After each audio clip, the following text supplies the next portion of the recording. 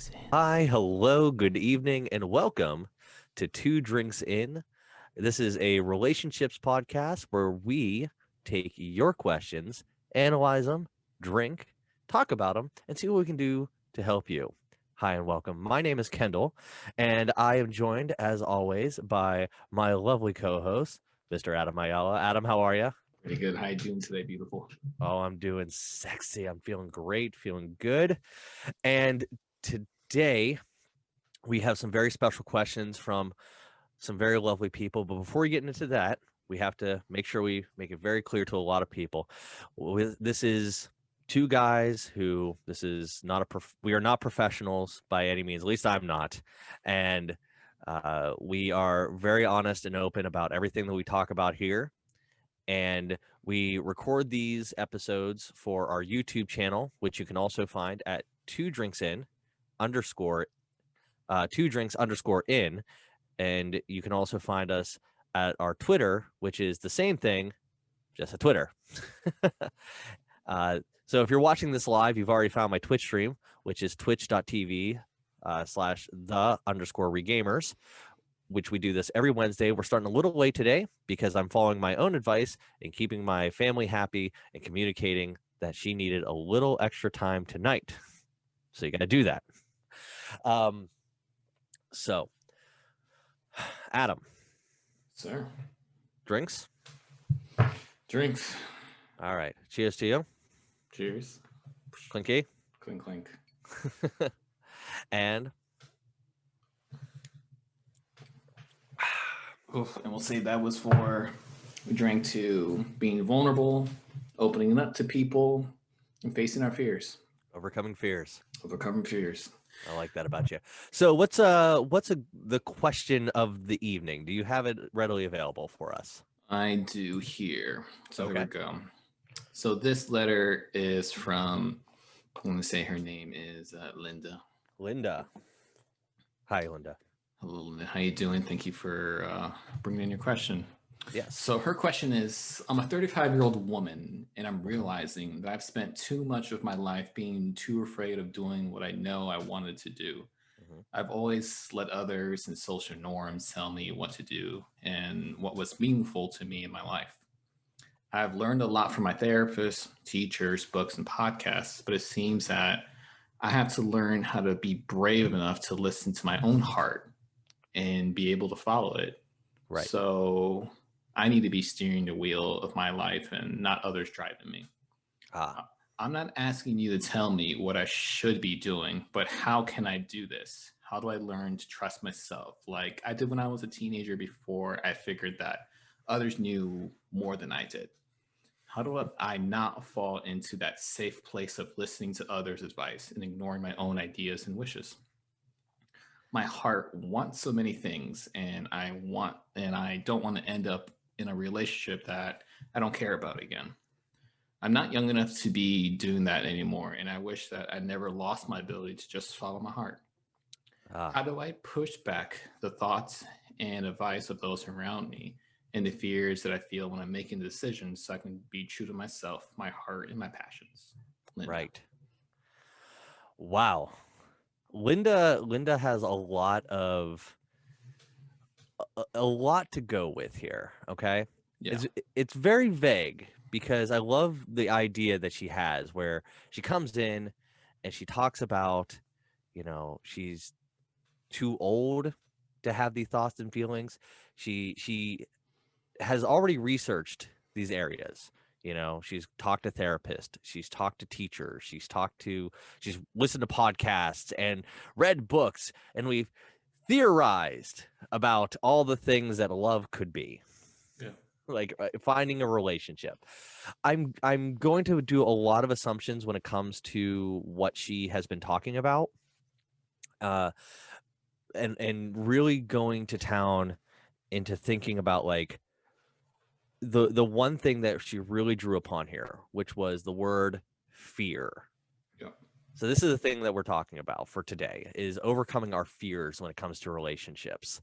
Now, for Linda says that she wants to be true to her heart, that idea that Stevie Wonder, "You Got to Be True to Your Heart," that we all remember as teenagers, that romantic time in our lives where everything was the first kiss at prom, and everything was the dance under the moonlight.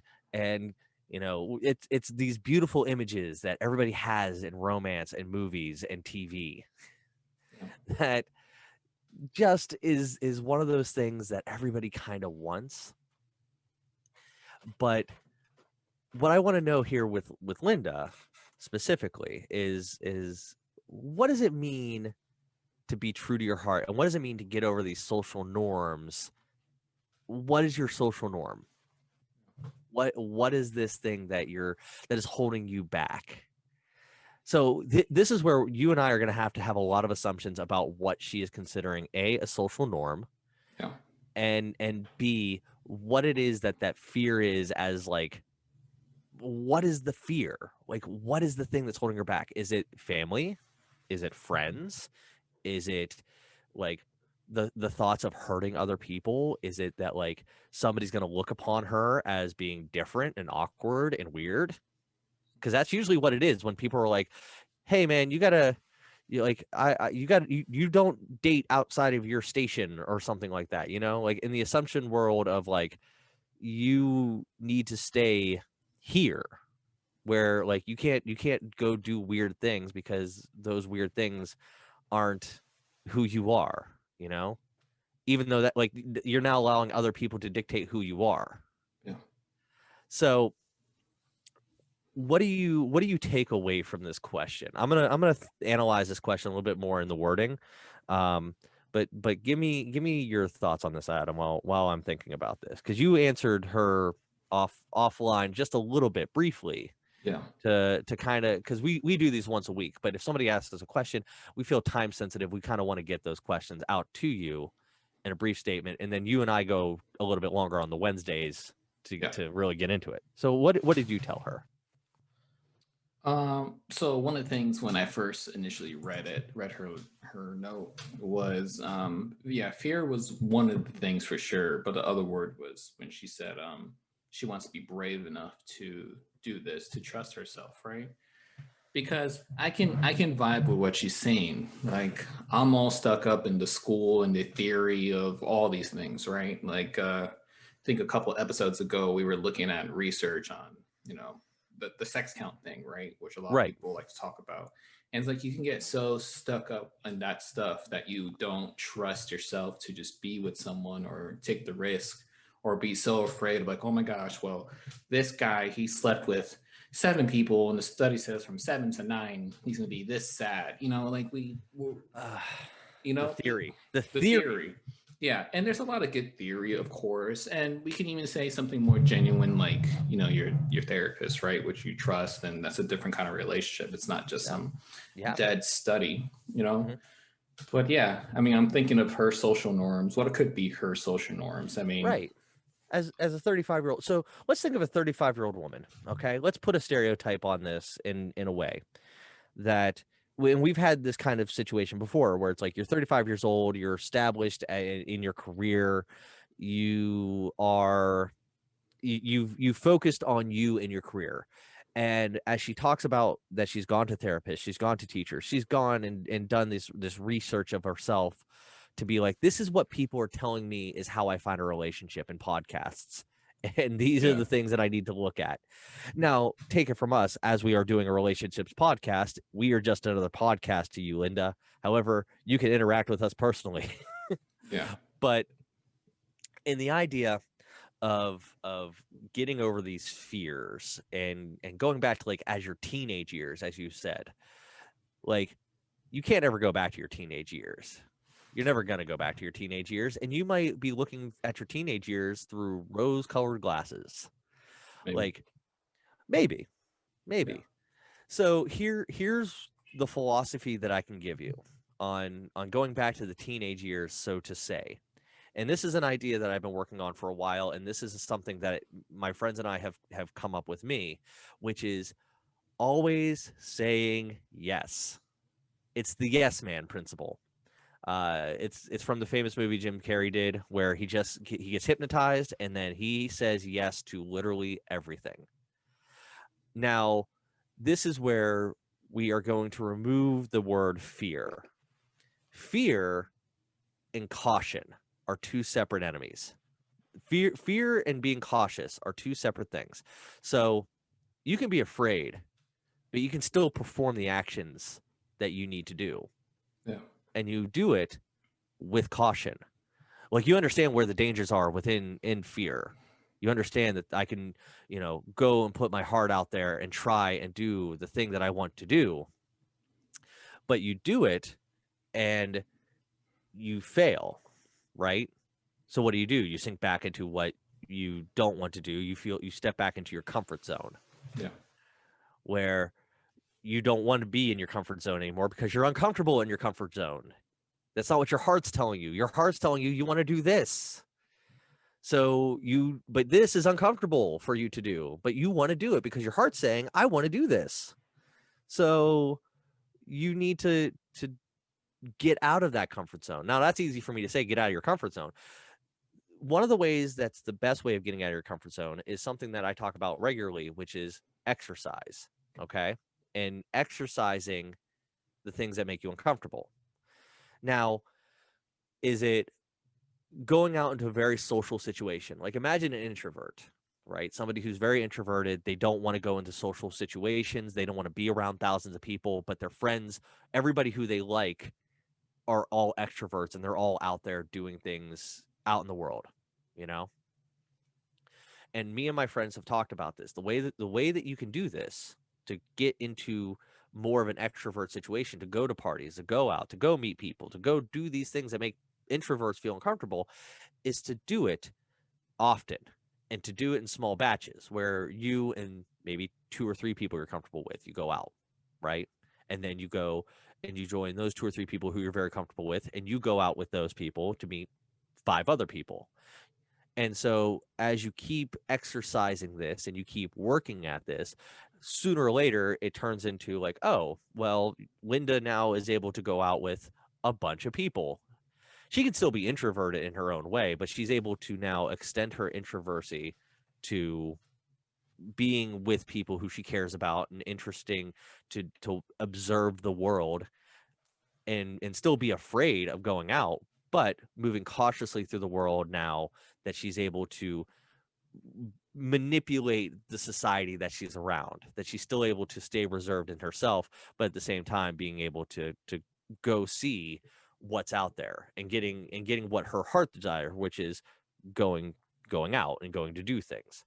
Yeah. So, like I said, this is a lot of assumptions because I need to know a little bit more about Linda, where it's like, what is the thing her heart's telling her? Yeah. Yeah. So that's definitely hard to answer the question because we actually don't know what the social norms are and what her heart says she wants, right? Yes. So I'm gonna go with the assumption that her heart says that she wants to have like a relationship, right? Mm-hmm. Let's just go with that one.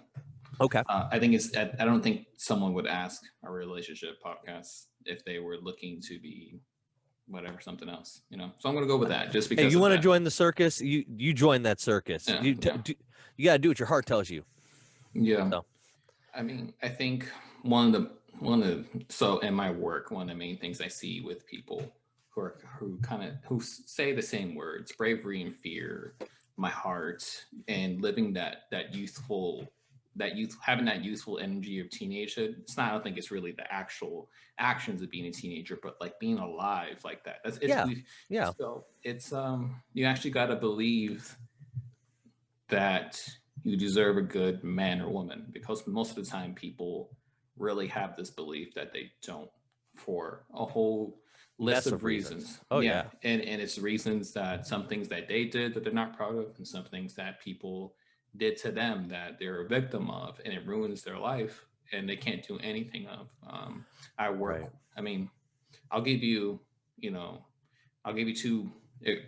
two plays with that. Like, some people that I work with that they've cheated on a boyfriend, girlfriend, to a spouse, whatever. They cheated when they were in a relationship.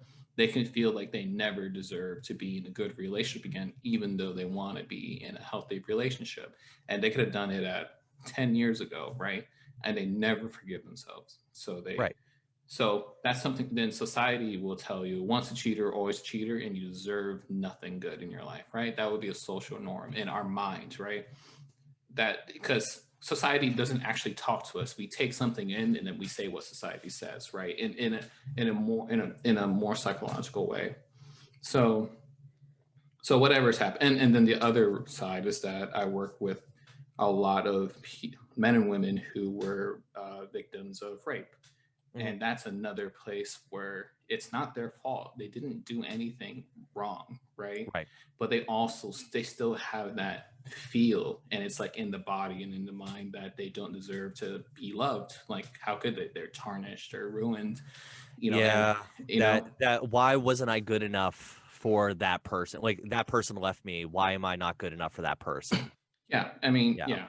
Or why did someone do this to me? And like, Oh yeah. how can that happen to me? Like, I didn't, with people who are innocent of that, right? Yeah. So I'm taking two extremes here to make the Oh yeah. point that we have to, actually believe that we deserve someone good, and also believe that we can be lovable to someone regardless of what happens to us. Because I mean, it's really hard to speak up sometimes with someone who's new, right? Yes. About things like that. We'll hold it and hide it, and that's fine. You're not supposed to tell everyone, that you meet all these things if you had horrible things happen to you. But Oh yeah. eventually you do within a deep enough relationship, or if it comes up for some reason, Yeah, don't immediately lead in with like, "Hi, my name is Linda. I've been beaten by my boyfriend." Yeah, Like no, you don't start the conversation that no. way. Like, it's that. So while we're talking about the level of fear in this whole thing, where you say, "Hey, I want to go out and I want a relationship, but I'm afraid to get my heart broken." Yeah. That's the biggest problem that a lot of people find, that they're like, "I'm going to go out and I want a relationship, but relationship comes with heartache. Relationship comes with a broken heart if something goes wrong, because you're thinking that something's going to go wrong, It because you're will at already, some point. Something will go wrong, but that if you doesn't think mean about it's that. that, I if mean, you even in a good relationship, you guys will fight, right? Oh yeah, well, if you think like, "Oh, that person's gonna break my heart at any moment," you're still not fully letting yourself go, is what I'm Yes, getting at. I got you. I understand. Yeah. In going into any relationship where I'm like, "I'm gonna be in this relationship, but this person at some point's gonna leave me. This point, like, I've been garbage. I've acted this way, like, like this thinking that, and it's not that person's fault. To keep in mind that this has happened to so many people who have been traumatized in the past, where they have opened themselves up regularly through love as a child, as a teenager, who's been like, I'm going to date this guy or I'm going to date this girl just because I want to do it. And whatever happens, happens. And this feels good. And then after so long of being in a long relationship, all of a sudden this person leaves. And then you go into that where you're like, what did I do wrong? Yeah. Well, really, you didn't do nothing wrong, probably. It's probably that other person has beaten you down to the point that you don't think that you feel that way. And that's a lot of the problems, that people are like, I'm the problem here. I did something wrong. Why am I the problem? Yeah. And that gets into this inherent fear, because you lose your confidence in doing things. And confidence is probably the strongest thing that you can have to overcome fear. Because if you're confident in what you're doing, which comes with practice and comes with you doing it over and over again, exercising that Yeah. skill. Yeah. You're going to exercise your body, you're going to exercise talking, you're going to exercise your performance of like, how do I interact with people and how does that work? Right? So that you want to keep exercising that with people, and you're like, yes, this here, like I am confident that I can talk to anybody. I'm confident that I can go out. I'm confident in myself now. And that's something that takes time to build, when your heart's like, you want to do something because you know you want to do something because that's something that gives you pleasure, but you're not confident in the idea that you're going to get pleasure out of it. So that's what the fear is, that there's no confidence in you in Yeah. this whole grand scheme of things. But you can regain your confidence by exercising, by doing it. You're never going to regain your conscience, your confidence. This is what happens when we drink, kids. Just, you mince words and you say things, and hold on, let me get it worse. I'll drink to that one. Yeah. You take your confidence and you work at it. Yeah. So, and And with that, I have to do a real quick shout out. Thank you so much. iNit's coming in with a raid. All my raiders, welcome on in. We are chatting currently with 2 drinks in, our relationships podcast with me and myself, my partner Adam Ayala, and we are talking about fear in relationships and how to gain confidence in yourself and everything that you want to do to make yourself a better person and how to overcome your fears, not just in a relationship, but also potentially in life. But we're mostly focusing on relationships. So welcome on in. Hi, hello, come on in. Knit, Pink, and everybody else. Give me your questions. Give us your thoughts while we're talking, and we will address them accordingly. And cheers to all of you. Thank you. Cheers. Yeah, cheers for the raid. So yeah, like I said though, in order to overcome fear, easily overcome fear, is to have confidence. You can still be fearful about what you're doing. Like I could be afraid to jump out of an airplane. Okay. I'm afraid of heights. I hate heights, but I can move cautiously. And if I have done it enough times, I do it confidently that I can exercise that and be like, let's jump out of a plane. And the fear can still kind of be washed away. But the second my parachute doesn't open up, I'm going to be like, oh crap, my parachute didn't open up. That's the worst failure of all is death. Yeah. Any other failure underneath that, as long as you don't die, those failures are the best failures. Yeah. Those are the failures you learn from. Yeah. I mean, just don't die. Just don't die. Yeah. Well, that's always good. Yeah. Don't die. I mean, specifically to Linda's question, I know she wasn't asking specific advice, but it doesn't matter. So assuming that you have this fear comes from the lack of confidence or comes from the guilt because you feel like you've done wrong in a previous relationship, or people have shamed you even, for things that are normal for being a human, or if someone has victimized you, wherever we're at. I mean, I'm just getting this vibe from the letter. I really got the vibe that there is this real fantasy or thought or belief that you don't deserve love, and you really have to, even if you fake it till you make it in the beginning, with yourself and with other people. So with yourself, just tell yourself, like, I deserve a good man or woman. You have to use it as a mantra. Even if you don't believe it, you got to start saying it. And then what that does is that changes your behavior, where you're not going to go out with the same people with a different face that never worked out for you. You'll actually start seeking and being attracted to people who will actually reinforce what you're saying to yourself and make it true. I mean, that's confidence. You bring the confidence, you bring in the belief, you bring in what comes out of your mouth and you put out into the world. It comes back if you actually working on it, and it's scary. Listen, I'm not saying get rid of fear. Oh no, keep fear. Because fear is bad until you can be with someone and use fear and anxiety to really raise tension that's really pleasurable, and that's sexual and non-sexual tension, right? Yes. So so I wouldn't try to erase fear or think oh, if I'm afraid or anxious, this means it's the wrong thing. That's actually not true. A lot of the time, with the right enough person. And also, don't look for the perfect person. There's no such thing. You're not perfect, so if you found the perfect person, they would run from you. I mean, that's just what it is. So that's the best I can say without giving specific advice. Is really work on that belief that you actually deserve to be loved and lovable and deserve to love someone else. So let's talk about that real quick, because you kind of hit a point that I wanted to get on about fear, right? About getting rid of fear. No one should get rid of fear. Fear is a human trait that we all have. It tells us when danger is approaching. Fear is something that helps us when we are thinking about caution, which is what I was talking about earlier.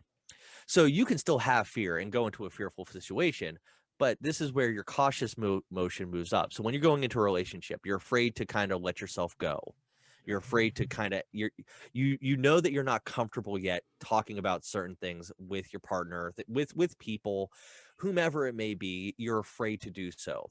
This is why you have caution, which is where you are now going to test the waters, so to speak, about what that person is into, is not into. And this is where failure may happen. And this is why you have learning failure. Failure, like I said, as long as you don't die, your failure is fine because then you learn. So you're going to put yourself out there, right? I'm going to say, hey, you know, I really like this relationship. I like where it's going. And I think we've been going for a while and I think I love you. And that person doesn't reciprocate that love, right? That person is like, ooh, I don't think we're there yet. And this is where you put yourself out there and you really went for a leap of faith, overcoming a fear that you had. And like that person is like, ooh, failure. Here's your failure. This is where now you being an adult, not being a teenager, can at least see failure happen, and now you can readjust because you can't get that second back. You can't just go, oh wait, hold up, I need to turn around. You can now be like, oh, okay, well, let's talk about it, let's work on it, and I put my feelings out there, not feeling it yet. We'll take time, we'll come back to it. But I still like this, you know? That's where it is. In teenage years, where teenagers were like, I'm fearless. I can go out and I can do whatever because you don't have those responsibilities as you do as an adult, right? As a teenager, you're like, I can sleep on my mom's couch. I can like eat Pop-Tarts at 11 o'clock and not get fat and watch anime and play video games all day. And it doesn't matter. You know, I don't have a job. I don't have to pay rent. Yeah. What? John is calling me. I'm gonna go hang out with John. Whatever. There's no fear there because there's nothing that you need to be fearful of. and so as a teenager, that's where it's like, oh, I could just go do whatever because what's going to happen? I'm not going to lose my house. I'm not going to be responsible for a kid. I'm not going to be responsible for doing anything. I'm just going to go out and come back home, cry to my pillow, eat a bucket of chicken wings, and the next day is a new day, you know? That's the teenage not fear because you have nothing to lose. Yeah. You put your heart out there, you put yourself out there, and you're just like, oh, I love this guy. Oh, that guy doesn't love me? Oh, shit. And then you go home and you know, you watch the movies that tell you that you did wrong. Where you watch Kiss Me and you know, what is it? All 16 Candles, and the movies where girls find the guy or the guy finds the girl, and at the end of the movie it's like, you were my one and only the whole time. Oh, I hate those movies. Hate those movies. Here are the best romance movies, okay? Here are the best, absolute best romance movies when it comes to like romance and how it is truly perceived and how it should be kind of looking. The best one I can think of off the top of my head is You've Got Mail. Oh gosh, I haven't watched that in.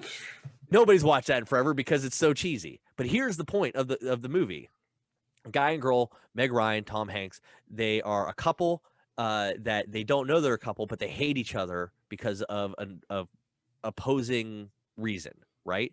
But by the end of the movie, they realize, hey, I love you and I love you, but we can't be together because of X, Y, Z. Okay. But at the end of it, they go, hey, you're a whole, I'm a whole, like what I've been saying the whole time, like you have your thing, I have my thing, and we can go our separate ways. And that's it. That's fine. And they walk away and they're sad about it. And they're like, oh, well, I guess that didn't work out. And they're sad about it, but they still love each other. And they go back and they're like, oh, okay, we can be regular people. Like we can just be regular people and be together, you know? You don't have to rely on that person to be like, that's why I hate, you know, Jerry Maguire, where he's like, you're my better half. You complete me. No. Pardon my French, but fuck you, Renee Zellweger. Romanticism it feels good in the moment, but it's bad in practice, right? It's cute. Yeah. It's cute. It's cute in the movies. You can say it, everyone, you know, that's fine, but it's not real in practice. The movies stop after 2 hours, okay? After that, what's going on with the rest of their lives? Yeah. The only one that kind of got it right was The Notebook, where they die at the end. Spoilers. They're like, that girl goes crazy and we die together. That's kind of the point, you know. That's kind of the point. Yeah. You know, it's they hate each other the whole time. They're confused. They don't know what's going on. They would probably use some help with a good podcast, but that's the point of the movies. They still love each other and they go to the end. Yeah, that's how movies should like look at like the whole romantic thing of a full love. You know, again, with what's the movie? Forrest Gump, another Tom Hanks, where he loves Jenny the whole time, but Jenny is a pain in the ass. She uses him. Let's just be honest. Exactly. She does. She does use him the whole time. But at the end, he accepts the love. They finally realize, you know, they should be together, and they get maybe a good year together, and she dies of AIDS. You know, that happens. I might have a different view on that movie, but I got it. Yeah, you know, you get what I'm saying. Yeah. The movies in love do never get love absolutely right. They never do, because it'd make a bad love story, right? It would make, of course, teenage love stories are fantastic. They always get, everybody gets together at prom, they love each other, and they walk away, and everybody's happy. Yeah, you know. Strangely enough, I think American Pie kind of got it right, where Jason Biggs' character hooks up with the band girl. Yeah. And he's like, oh, I'm afraid to go with a girl at all. And then he finally goes with this girl, and the girl's like, I'm not into you. I just used you for sex. And then 2 movies later, they're getting married. Yeah. You know, it's like, what happens after the movie's over? And those are the ones that I really like, are the ones that's like, oh, how does their lives continue after they did this thing? And this is the thing that people, when they think about like, oh, I was so fearless in my teenage years, I could go out and do whatever and have a great time. It's like, okay, great. What do you do after you get your man, or after you get your woman, or after you find somebody who reciprocates that love? Yeah. Now what? No one knows. Yeah. No one knows. It's like you like you're going to heaven. No one knows. You just get there. What happens after that? You get a dog, there's a mansion for everybody. It's you know, whatever you want it to be. It's not how it is. It's not how it is ever. No, I mean, gosh, we can talk about that. That might be a whole other podcast. What to do to fight the degradation of romance over time, you know? Oh yeah. Well, we've talked about it before, the honeymoon phase, you know. Everybody sees the honeymoon phase, where we as men, we like the chase. Yeah. Get me my club. I seek a woman. You know, where it's like the guy finds the girl, like, and we're all guilty of this. I think we're all guilty of this when we go into the dating world, right? Yeah. Or even in high school, because you're with the same people for 18 years of your life. And you see that one, and this is why I went into my first relationship with like 3 years on and off again, because I didn't think after high school anything else would happen. You know, like as soon as high school happens, the world ends and you fall off the planet. That's basically how life works when you're in high school. Oh, you're a flat earther, huh? You go full flat earther. You don't know, man. You just sit out there. You're like, man, I wonder what people in other states do, you know, like, do they just fall off? Like, are we separated? Because we're on our own little island. Like, even in high school, you're like, fuck that school district. I don't even know who's in there, you know, and it becomes a realm that like, you don't know what's going to happen afterwards. Like you can get out into the world and then immediately die, but you don't know what relationships are, because all you've seen is the relationships of movies and TV and what has been projected to you as a child for what love is, where you pine for somebody and you go, man, that like you it always starts with a crush, right? You're like, oh, I really like that person. That person's really cute. I should probably ask them out for a date. And then you go out there and you ask them out for a date, and they're like, oh, let's go to dinner and a movie, which is every date. And then you have a kiss and you're like, we did it. And then it's like, okay, what do you do now? Yeah. Do you just go out to dinner and movies for the rest of your life until one of you dies? Like, no, you build a relationship, and that's what relationships are. They don't have to be immediately like, I love you, you love me, let's make out, let's go away. Like, let's take our time here. Let's sit around. Like Jared said last time, which is spend a whole day with somebody. You know, don't just spend the night. Don't just go out for a date and be like, okay, we're going to go, you know, grab dinner. We're going to go bowling and fool around. And now we know everything about each other. Yeah. You're not going to do that. You know, we gotta get married couples who were set up for marriage, or arranged marriage couples. So we gotta find that. I got one. I can get a couple. Okay, we got people. We have to find someone who is married but in a polyamorous relationship. Not open, but actually polyamorous. I got one of those too. Okay. I can get. I got. Listen, this is why you hired me. Yes. Is I have met everybody underneath the sun of a polyamorous relationship, which is working. My brother has been with his wife since high school, and it has been that boy meets world Topanga relationship, you know, where they met as children, they grew up together, they dated in high school, they went to prom, and everybody knew that they were kind of going to get married. And then they broke up in college and were like, oh man, like we really liked her. You dated her all through high school. Yeah. And then they got back together and then they're still married. Yeah. You know, and they're happily married and they've been doing great for almost 20 years now, you know? It's amazing. Yeah. And we gotta, I mean, even find people. I mean, I think a couple that'd be really interesting to talk to was someone who was, they were married or long term, they were together for a long time and then they broke up and then they actually got remarried or got back together again, long term again, not for a short amount of time, but long term again. Well, how come? I mean, we should start just interviewing people. We have all these questions and we can throw it in theory, but I think actually finding people who lived it. You have to actually talk to the people who have lived in these relationships, who have been in this world. Also, by the way, my chat, who's hanging out with me now, we have people who are popped in. If you have any thoughts to anything we're saying, disagreement or otherwise, by all means, let us know. If you have any questions, let us know. We are just a bunch of two drunk guys chit-chatting about life and everything else, which is the point of this podcast. Yeah. But if you have anything that you would like to say, by all means, chime in. We're here for it. Yeah. But it's the idea that fear is one of the things that a lot of people go into with relationships because they're afraid of getting their heart broken. I go to movies a lot for a lot of advice and also to degrade movies for giving bad advice. One that gives good advice is, strangely enough, Home Alone 2: Lost in New York.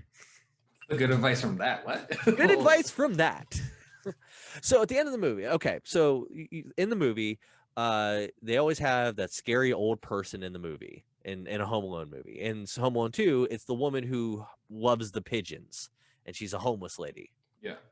And she does exactly what we're talking about here, where she's just like, what happened? She's like, I loved a man, and he left me, and I don't want to go out and try to find love again. And it's like, why not? It's like, well, I'm afraid to get my heart broken. Yeah. It's like, your heart may be broken, but at least you tried. At least you went out there. You're not shutting yourself away from the world and rejecting love because some other person took a chip at your heart. Like, just because you tried giving it to one person, that person's like, no, doesn't mean your heart dies. If you're still alive, you still have a heart. It's not like it may be quote unquote damaged. Yeah. In a way, because you now have this experience of like, oh, this is what I shouldn't be looking for because this person didn't like me. So you now move cautiously, like I've said, to the next relationship where you keep going. It's like, and granted, you got to get yourself into the mindset of like, it doesn't matter with the 10th, the 11th, even the 50th person who doesn't love me that I try to love.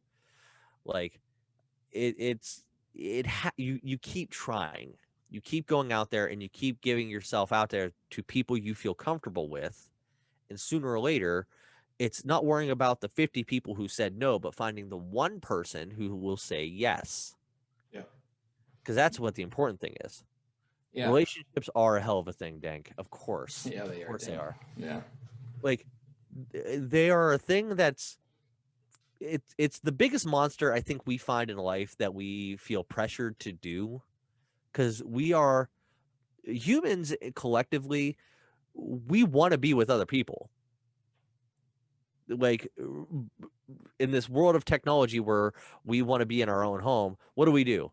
We're in our own home, but we're still on Facebook. We're still on Twitter. We're still on Reddit, seeing what people are doing. We like to observe people. We don't like directly interact with them sometimes, but regardless, a human person loves to see the human race. You love observing us because we're the most interesting group of monkeys that you can find on this planet. So, I mean, relationships in itself can be a matter of romance. It can be a matter of collective. It can be a matter of friendship. It can be whatever you want it to be. That's the beauty of it. You can do whatever you want. Yeah. Yeah. Social norms. If you're a man and you want to be with a man, be with a man. If you're a woman, you want to be with a woman, be with a woman. If you're a woman who wants to be with a man and a woman with a goat, do what you want to do. Just don't be a pedophile. I'd have to make that very clear. You know, those people, you can go fuck yourselves. I don't know if bestiality is legal either. I'm not sure. It matters on the state, you know. Matters on the state. Alabama, you guys are all right by me. But I mean, do what you got to do. But like, as long as you're not hurting anybody, I think in social norms town where somebody's going to be like, oh man, we're going to judge this person because they're dating somebody that I don't like. Well, are you dating that person? No. Now, as long as that person's not hurting you, then don't worry about it. Does that person make that other person feel good? Great. Does that person, what's the idea of, I got friends in low places, you know? Like the guy goes and he's got plenty of friends, but they're not, you know, polished people who live in high tier palaces. He's like, I got a friend at a dive bar and that guy treats me well and I treat this girl well and we treat each other well and we have a great time. Yeah. Yeah. Well, 2 points I want to make. I'm going to go back to what you were saying about a broken heart. Mm-hmm. One of the things is that if you're too afraid to have your heart broken, it won't be. You'll never have your heart broken again, but your heart's going to stay broken from the first time. Yes. The only way to ever heal a broken heart is to go. You'll get some support. Like I think like Linda was talking about therapists, books, podcasts. I mean, she's done the support thing to the nth degree, maybe even too much, right? And that's what she's saying. Yeah. But then you have to go out and risk it for the biscuit. You know, you can't risk it for the biscuit, baby. You'll actually never have a heart that's healed again until you have re-experienced and had new experiences with another person. So a lot of people that I work with who are divorced, right, and they're looking to get back out there, but are too scared to, for very reasonable reasons. Divorce is a huge trauma, right? Yeah. Or being left because they were with someone for 10 years or 5 years or 4 years, 3 years, whatever, that was committed and long term, and then they were just abandoned or they abandoned the other person. It doesn't matter. Whatever happens, you're totally you have to re-experience and experience some new things. It'll actually change your brain and your neural pathways. We understand this in neurology, that when you're with someone new and they're not the same person with a different face, that's where you get the faith and that's where you can fall in love again. So that's the first point. And the second point I want to say is that at some point, you know, the factories close and you can't hold past boyfriends and girlfriends responsible anymore for your life being stifled, right? Yeah. For a bit you can, because you got to heal up, but after a while you're using them as an excuse to not move forward with your life, and you have to take some responsibility. Can't tell you, there isn't a timeline like 1 year in, you know, the factory is closed. That's different for each person, right? It could be a year in, it could be a month in for some people. We all have different resilience or genetics or ideas, our level of maturity. That's all different, right? That's why even in babies, we can have 1,000 babies that had the same trauma, and some of them, it doesn't even phase them, and some of them die. Like, it's just, you know, that's that. But you also have to start taking responsibility, which I think is what Linda's letter is about, right? She's in this phase of letting everyone tell her what to do and trying to transition into, I'm just going to take responsibility for my life. Yeah. And that's a great point to bring up, that this, with anything with relationships, right? When you go out and you ask somebody to help me with a relationship, you have to remember that you have to take responsibility for yourself for a lot of the things that are happening. Like, because you and I can talk all day. We can go for hours. We can talk about everything that could possibly be the best thing for her, but nothing's going to happen until she acts upon it, until she actually makes the dedication to get out of her comfort zone, to do things that make her uncomfortable, to like she said, follow her heart about what she wants to do. I mean, it's a simple matter of, you have to do it yourself. Like, I can't force you to do it. You're not a marionette in my world. So I can tell you, hey, go out there, be exciting. But I might as well be telling somebody with anxiety to calm down. You know, I'm not going to cure your anxiety. That's not how that works. You have to like kind of take this charge of you and build this up. This goes again with my whole confidence speech, where you have to build that whole thing up. If you're not confident in yourself, you have to take time to do so. So yeah, value yourself enough to take those risks. If you don't believe you're that valuable, you'll be like that lady in Home Alone 2. You know, that's it. Because she doesn't believe she's actually valuable enough to risk it or to build herself up back to anything, right? So, so until she talks to an 11-year-old boy in New York City. Yeah. So if you treat yourself like trash, your life will be trash. Yeah, treat yourself like a queen. You are confident. You are beautiful. You're wonderful, and God darn it, people like you. Treat yourself like a queen, but don't, or a king, right? But don't overboard that one either. You know, we've talked about that one too, the narcissism stuff. Narcissism. There's a line on the treat yourself like a king and queen. You treat yourself constructively. That's gonna always be my favorite word. Confidence and arrogance are a very fine line. You can be confident, just don't be arrogant about it. Like you can know what you're doing, but just do it. Yeah. Arrogance is when you have to tell everybody you're a king. Yeah. Confidence is just being a king. Exactly. So that's one of my favorites. And so like getting into learning and podcasts and teachers and things like that. Can we get off the rails here for a minute? Can I talk about something? Yeah. Because I've been drinking heavily and this came up in my conversations and I'm like flabbergasted by this.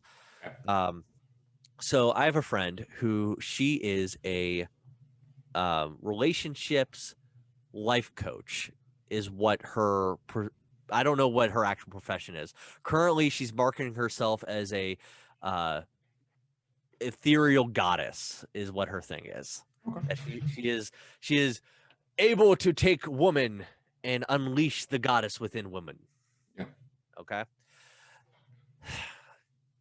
For $15,000, you too can unleash your inner goddess for a 6-month course or $3,000 a month payment to do it. You know, that's actually pretty cheap for that stuff. Let me tell you. Is that cheap?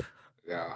Is that cheap? I'm going to be honest. Crap. For 6-week courses for things like that in all. You want me to take you through a 6-week course? I can take anybody here through a 6-week course for free. You said 6 months. You said 6 months for $15,000. 6 months, $15,000 per person, mind you. And she's like, "Oh, I got 6 slots open." This sounds like so much of a sales pitch of like, what are you telling people that I'm not telling people? That I'm telling people to be confident, to be who you are. Love thine self. You are but woman. Go out and hunt. You know, like you and I are getting drunk and telling people that are we underselling ourselves? Should we be charging 15,000? So let me take a gander because 2 an hour, Fruity. Because I understand what she's doing. So I've done it too, and I do it. I do the like 6 weeks program, 6 months program. So that you're selling. So you're selling information for sure, right? And it's information that's compacted into one place, which is nice. So you don't have to listen to 1,000 hours of books and stuff like that, right? But on top of that, you're also selling a community and an expert that would help you with things very specifically, right? It's like the difference between watching a video to learn statistics and having a professor with like 5 other people in there who's going to teach you statistics and why they love statistics and the meaning behind statistics. So you're selling yourself into a relationship in a very small group. That's what she'll say, like, I have 6 slots left. And you bring yourself into a community of like-minded people, right? She calls it the inner circle. I was like, that sounds very culty. So it does run on the same aspects of a cult, right? I'm not gonna lie, but that's not necessarily negative at all because you can use something called a cult, which is usually seen as bad, but you can use it for a very, very healing thing.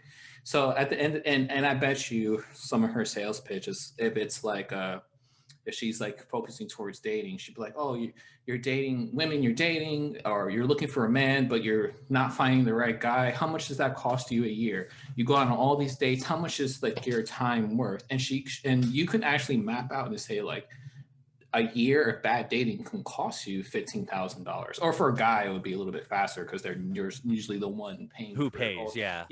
So, but still, but what is your time worth? Because when guys, it'd be financial. With women, it could be biological clock, right? If we're going to take two ways of that, what does it cost? Because if you don't find someone till you're 37, how much is it going to cost you to have kids with them if you're trying to do, so, right. So that's what I'm saying. The $15,000, it sounds heavy up front, but when you actually talk and you understand what's going to happen, that's a car to me, man. Dude, that's 3 cars. Yeah. But I'm just saying, the $15,000 is actually worth it if she knows exactly what she's doing and she can give you the outcome. It's worth much more than $15,000, especially for 6 months. $15,000 is usually like a 8-week program. I'm not gonna. Okay. Yeah. I'm glad you broke it down for me that way, because I saw that because I wanted to talk about it, because I was like, this is insane. And then I saw the price of it and I was like, this is insane. Why do you can do that? Yeah. And Dank, you got it right. If she can market herself like that, good on her. I'm proud of her. I hope that she has all the success in the world. But I was like, what is it that I'm missing? What is the thing that I'm like, me as a man who this is not the target audience, mind you, and this is why you and I are here. We take the questions and we go over them. Granted, we are not professionals. At least I'm not. I am just a guy who in the comparison of you and I, not to get too blunt about the whole thing, you have a very theoretical way of looking at things. I'm trained. Listen. You are trained. Yeah. I have the theoretical look of it as I have lived a lot of these experiences. Yeah. You were a black belt in karate where I have trained on the streets, Yeah. And that's where I was like, okay, what is it that I'm missing here? What is the idea? Yeah. And so I'm glad you broke it down to me for that, because now I'm like, okay, good. I'm glad she's doing well. Actually, that sounds like a discount. We'll go ahead and sign me up. Yeah. I want to go on a women's retreat. No, I totally respect those kind of programs if they're not a scam. If the person can actually give you what they're selling, right? Right. Then it's worth unlimited amount of money at that point if you can take yourself out of that hell. Because one of the things you do is that you'll show people the global picture, right? Mm-hmm. And then you'll get them down to a 15,000 foot view of their problem, and you get them down until you're showing them their heaven and their hell. This is where you're at, hell, and then you're going to get to your heaven here at the end of 6 months, and you have this whole community, and you'll have myself here. I see. And also, what was it? Fruity said that's $62.50 an hour, assuming 40-hour week. She's making way more than that because she's not working with the people 40 hours a week. It's mostly they probably go on a website and they have a program and they have a Facebook group or something like that. It's a virtual Zoom. Here's your access code and all that. And here's 2 hours a week, and you have a couple of individuals. So she's making plenty of money, and it's very smart. Because the conventional, a therapist works you come in and then I make the whatever money. If you don't come in, I make nothing, right? It's money per hour, and it's not sustainable. See, that's the problem here. We're on Twitch. I could just be giving this. I could be out there. I'm marketing myself all wrong. Yeah. Exactly. So sorry to derail this for a moment, but that just hit my mind whenever we're talking about relationships and teachers and podcasts and everything else. I before I lost my train of thought on that. So no, it's a cool topic. It's an interesting topic. I would love if she could obviously she could explain her program better in the breakdown, and she can explain why $15,000 better than I could. I've sat down with her at her and I have chatted at a bar, because the way she markets herself on Instagram and things like that is it's very vague. It's all those vague conversations. You've seen the YouTube ads, you know what I mean? Where it's just do you want to be a goddess? Do you want to be loved by men? Do you want to be in heaven, so powerful? We as women should be empowering women and doing this thing. And if you follow my thing, it's okay, but you have advice and you know what to do.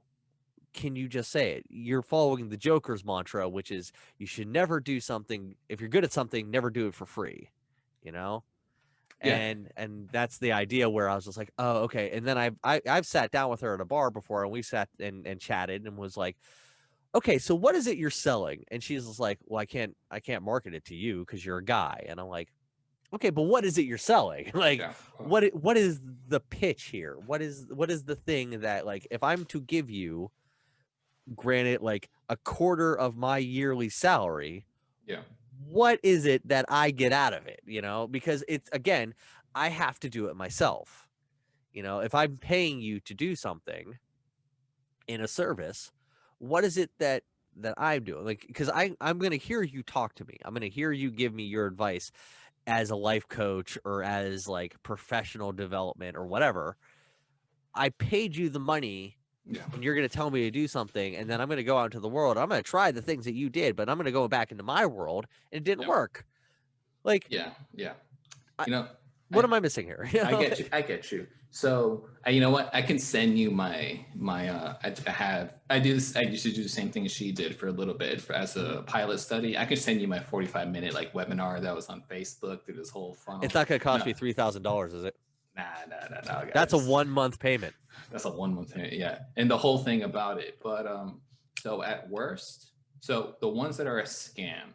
So a lot of the ones that people will see on Facebook or wherever, and Facebook will say, right, where they're like, "Oh, we'll teach you how to talk to women on Tinder and give you like all the cool things to say to totally have a good day." So they'll sell you cheap information, but they're mostly selling you good feelings for a short amount of time, right? Right. So those are the ones that if they're just selling you a high, you're gonna have that high, you're gonna pay the money, you're gonna feel good, and then when you leave, the high goes away, right? Oh, and there's others that will sell you the good feelings, like they have to. That's part of marketing. You can't just go all on negative feelings and telling people that you just understand how terrible their life is. That doesn't work in a mass market. That works for a very particular limited.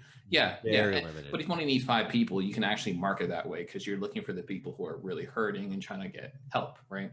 Oh yeah. But then you get people, so you can do that and market and then actually sell a cure, so to speak, right? To use the strongest word you can really use. You can actually sell the cure of like, oh, you are divorced and you just feel like trash and you even want to kill yourself, you feel unworthy of love. Well, here's a 6-week program for $8,000. But if you sign up now, it's going to be $5,000. You just got to talk to me today and we'll get you in. And then if you pay all at once, it'll be $4,000. But if you do it over, yeah, but like that just feels like we get salesy. Right? It gets salesy. It gets salesy because you can't help it because you're in a capitalist market, but you can say, but this is what's going to happen to you, right? I'm going to get you from here to here. Yeah, right? but you go into the idea of like, oh, you're suicidal. You don't feel like you feel like garbage. Your husband just left you, and you just got out of divorce. You feel like you're going to die. Let me talk to you. For $4,000. No, but yeah, okay. You don't but this is. I mean, yeah, you word it a different way, but that sounds like but it's not extortion with extra steps. Yeah. No, and it can be. That's what I'm telling you. There's some people who could sell you just good feelings, but the thing is that this is where the consumer has to also be responsible.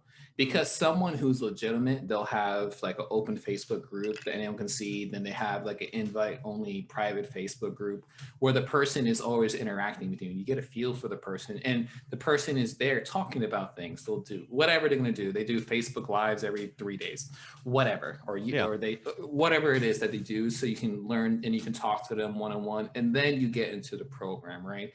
That's more how people who are selling the product really get people to come in who will pay the $15,000. Like the people who come in real cold and are like very impulsive, they're usually not the ones who ever buy. And if they buy, they have buyer's remorse because they really weren't ready to fix their problems. Yeah. So that's how you get away from the scam. You take the time and learn the people and see that they're consistent. Let me tell you my favorite Facebook YouTube scam video. Like there's 3 of them. Okay. 2 styles, but there's 3 of them. Okay. And I think my chat might know who I'm talking about and things like that. It's the one with the guy, right? And he is standing in front of 2 like Bugattis. Yeah, I know. You know the one. You know exactly the one I'm talking about. Where he's like, "Hey guys," he's holding his phone up here. Yeah. Hey guys, you want to know how I bought these 2 Bugattis? Like that, there's a simple method that I followed. Being a YouTube star, I went ahead and I could buy these Bugattis. I bought them cash money, absolutely, 100% paid off. 2 Bugattis in my car. There is a simple way that you can do this. Being on YouTube, and I can teach you the method on how to do it. It's a very simple method. All it is very simple things that you got to do. 5 simple tasks that you got to do in your life, and then you too can buy these Bugattis or do anything in your life. You can get beautiful women. You can go out doing these things. And this is like a circle talk because I clicked on his link because I was like, all right, where's your link going to take me? Yeah. What is this thing? Let's find out what you're trying to sell me. And it became an hour-long video of him speaking in circles without actually saying any substance. Well, that's technically what everyone would do. The 45 minutes an hour webinar where they'll tell you without telling you to try to get you hooked onto it. I had to watch his though. I'm curious. Yeah, and that was one of them. The other one, which is the relationships one, which is my favorite. It's like, men, have you ever repulsed a woman? Have you ever said something that you think is absolutely innocuous? You don't think that's a problem. You've probably said it every day. But the second you've said it to a woman, you've become the most disgusting person in life. And I'm going to tell you what those 5 words are that you have said. It's a very simple thing that you say every day. 5 words that happen every day. Yeah. And that one, the relationships one, where it's just like, oh, what are the 5 words that I'm saying that I didn't know that I'm saying? And me and my friend broke that video down in just that video, and we didn't even need to know what the 5 words are. We could probably tell you what those 5 words are. I could probably break it down to 2 words. It's just in the way you say it. Yeah. Which is, what's wrong? What's wrong? Or what's the matter? Or do you want to talk about it? Think that'll break a relationship? I think if you do it in a certain way, because what it is that you're trying to become the fixer. You're trying to become the person who has to fix whatever the problem is. If somebody's having a problem, right? Because you think that it's such an innocuous thing. As a man, most of the time we want to talk to our women, and we think that the thing is, what's going on, Cobra? The thing that we want to talk about is that we want to say, we want to fix. Yeah. It no longer becomes part of that person's problem. But if you go up to that person and it's like, what's wrong?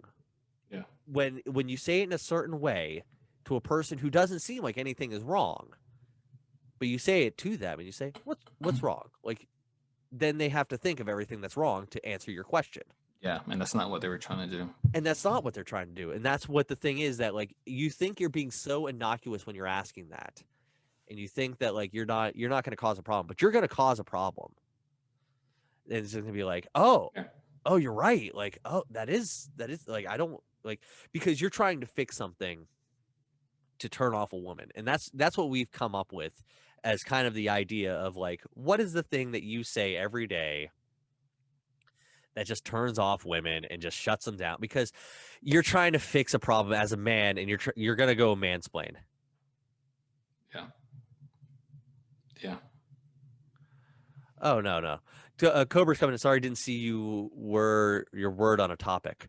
Oh, we are talking about, so everybody who's coming in randomly, I got to keep reinforcing this on our Twitch stream, that we are my friend Adam, who is here on my stream, over there on my YouTube. He and I are talking our relationships podcast that we do every Wednesday, where we take your questions and we try to help you with either a relationship problem, answer anything that you want us to answer. And we go 2 drinks in.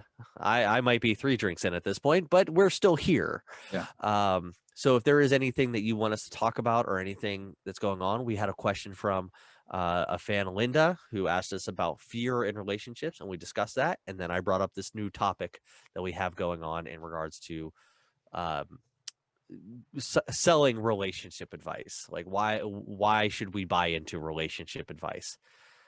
Yeah, I mean, your question even goes into why should even go to therapists. How does an old man date in the new dating app dating world? That's a great question. What's Here, an old man? Wait, what's can an I old can man? I give a 1 minute break to get on that question, to take a quick pee break for everybody? I'm gonna refill my drink, and we're gonna come back to that question. That seems like a great question. I'll be back. So let's come back to that. So don't go anywhere, Pink. I'm gonna answer this question. I'll be right back. And we're back. I don't know if my chat saw, but I like that they don't know what Cowboy Bebop is. Cowboy Bebop had 1 season. It's an absolutely amazing show. You should go watch it. And if you find a man or a woman or somebody that you want to watch it with, fucking watch with them. That's a good relationship. So the question is, how does an old man date in a new dating app dating world? Wait, I have questions for Pink first. To define for me old man. Define for me old man first. We need that one. Yeah, define for me old man. That's step 1. Yeah, because is it age? Is it your mind? Like you just being old in your head? Like, oh, I still like I'm 37. I'm not old. Old woman, man, mid-30s. I'm mid-30s. Come on. See, we're not old. Old man is one who has dated before apps existed. What? If Burgess Meredith can pick up an old woman in a grocery store, so can you. Okay, how about this? Let me take you home and show you my cantalone. We should just get Pink into Zoom for this, but so what's the problem? Yeah, if Pink, you want to get into Zoom, we can do it that way. But so what's the fear? Okay, not even the fear. What's the fantasy of dating on apps as the old man? What's gonna happen? So let me tell you, I went upstairs, grabbed a beer, we switched over to Yingling. And I gave my wife the hot take on this question. And it was like, because her idea was this. Her and I, we obviously got together, we got married well before dating apps were a thing. Yeah. So if she were to go back into the dating world, then she'd be like, dating apps are still seen as a thing for just hooking up. That's how she sees dating apps. Mm-hmm. Like dating apps are just like, you up, you out, what you doing? You got 15 minutes, you know, DTF, like yeah, DTF. Yeah. Missed the new cool fad and found nothing but must love dogs. Oof. Well, I mean, it's the old if you like pina coladas, you know, you're looking at the help wanted ad, the missed connections, if you will. Yeah. But seriously, Pink, what's the fear other than must love dogs and I love to travel? I mean, those are 2 red flags. You just swipe left on. What's the problem? I don't understand. What can old men not do? I mean, old man, old man, mid-30s. This is the mentality. 30s, by the way, is now like the new 20s. You know, it? Fuck you, it is. I'm in my 30s too, so we're all 30 here. No, like honestly, because keep in mind, it's all a mental thing for a lot of people when you're going into your 30s. Because I look at my 30s now, and I look at if I was single, and I have a lot of friends who are the exact same age as me, female, that are doing the same thing, where they're looking for a relationship. They're out there the same that a man is out there. Yeah. Looking for a relationship, looking to meet somebody who is going to be with them. And it's one of those things like, what is it that you're looking for when it comes to this? Like, a dating app world has actually kind of streamlined the process where we as mid-30s are like, oh man, we could just go out and have sex whenever. Sweet. Women want that too. Sweet. It's like, we are now in a world where that exists, and being a mid-30 something shouldn't change it. It's just how you interact with the app. I mean, you're not going to be picking up 18-year-olds and 20-year-olds like, you know, this isn't like Fast Times at Ridgemont High where I keep getting older, but they stay the same age. You technically can do that if you have enough money or charisma. I mean, on the apps, but that's a DTF. Baby, my charisma is maxed out. Yeah, that's a short-term thing most of the time. I mean, with Pink, I mean, okay, so dating apps, right? So it matters on the dating app. So if you want a long-term relationship, just avoid Tinder. That'd be your number one rule. Go on Coffee Meets Bagel. Go on OkCupid. Those two are your safest free ones. eHarmony and stuff like that, you pay money for. But that's for dating. That's for a matchmaker. Here's what he has with this question though. He made some more clarity, and I like this. Where it's like, I guess I find it easier to meet people in person. Now I'm just bored with the swipe culture. Absolutely bored with it. You know, and here's can I get my take on this real quick? Yeah. The take is treat the world. I mean, we're still in a pandemic world. But when we go back to normal, you can still treat the world like the world. You can still be in a coffee shop and see a cute girl from across the way and be like, "Hi, my name is Nick. This is my number." You know, like I find you attractive. Like, would you like to go to a date? Like hit him with your best line. You know what I mean? Like that world still kind of exists. It does, but you gotta remember that woman still has the swipe culture right in her pocket. She still does, yes. Yeah. And that's the thing.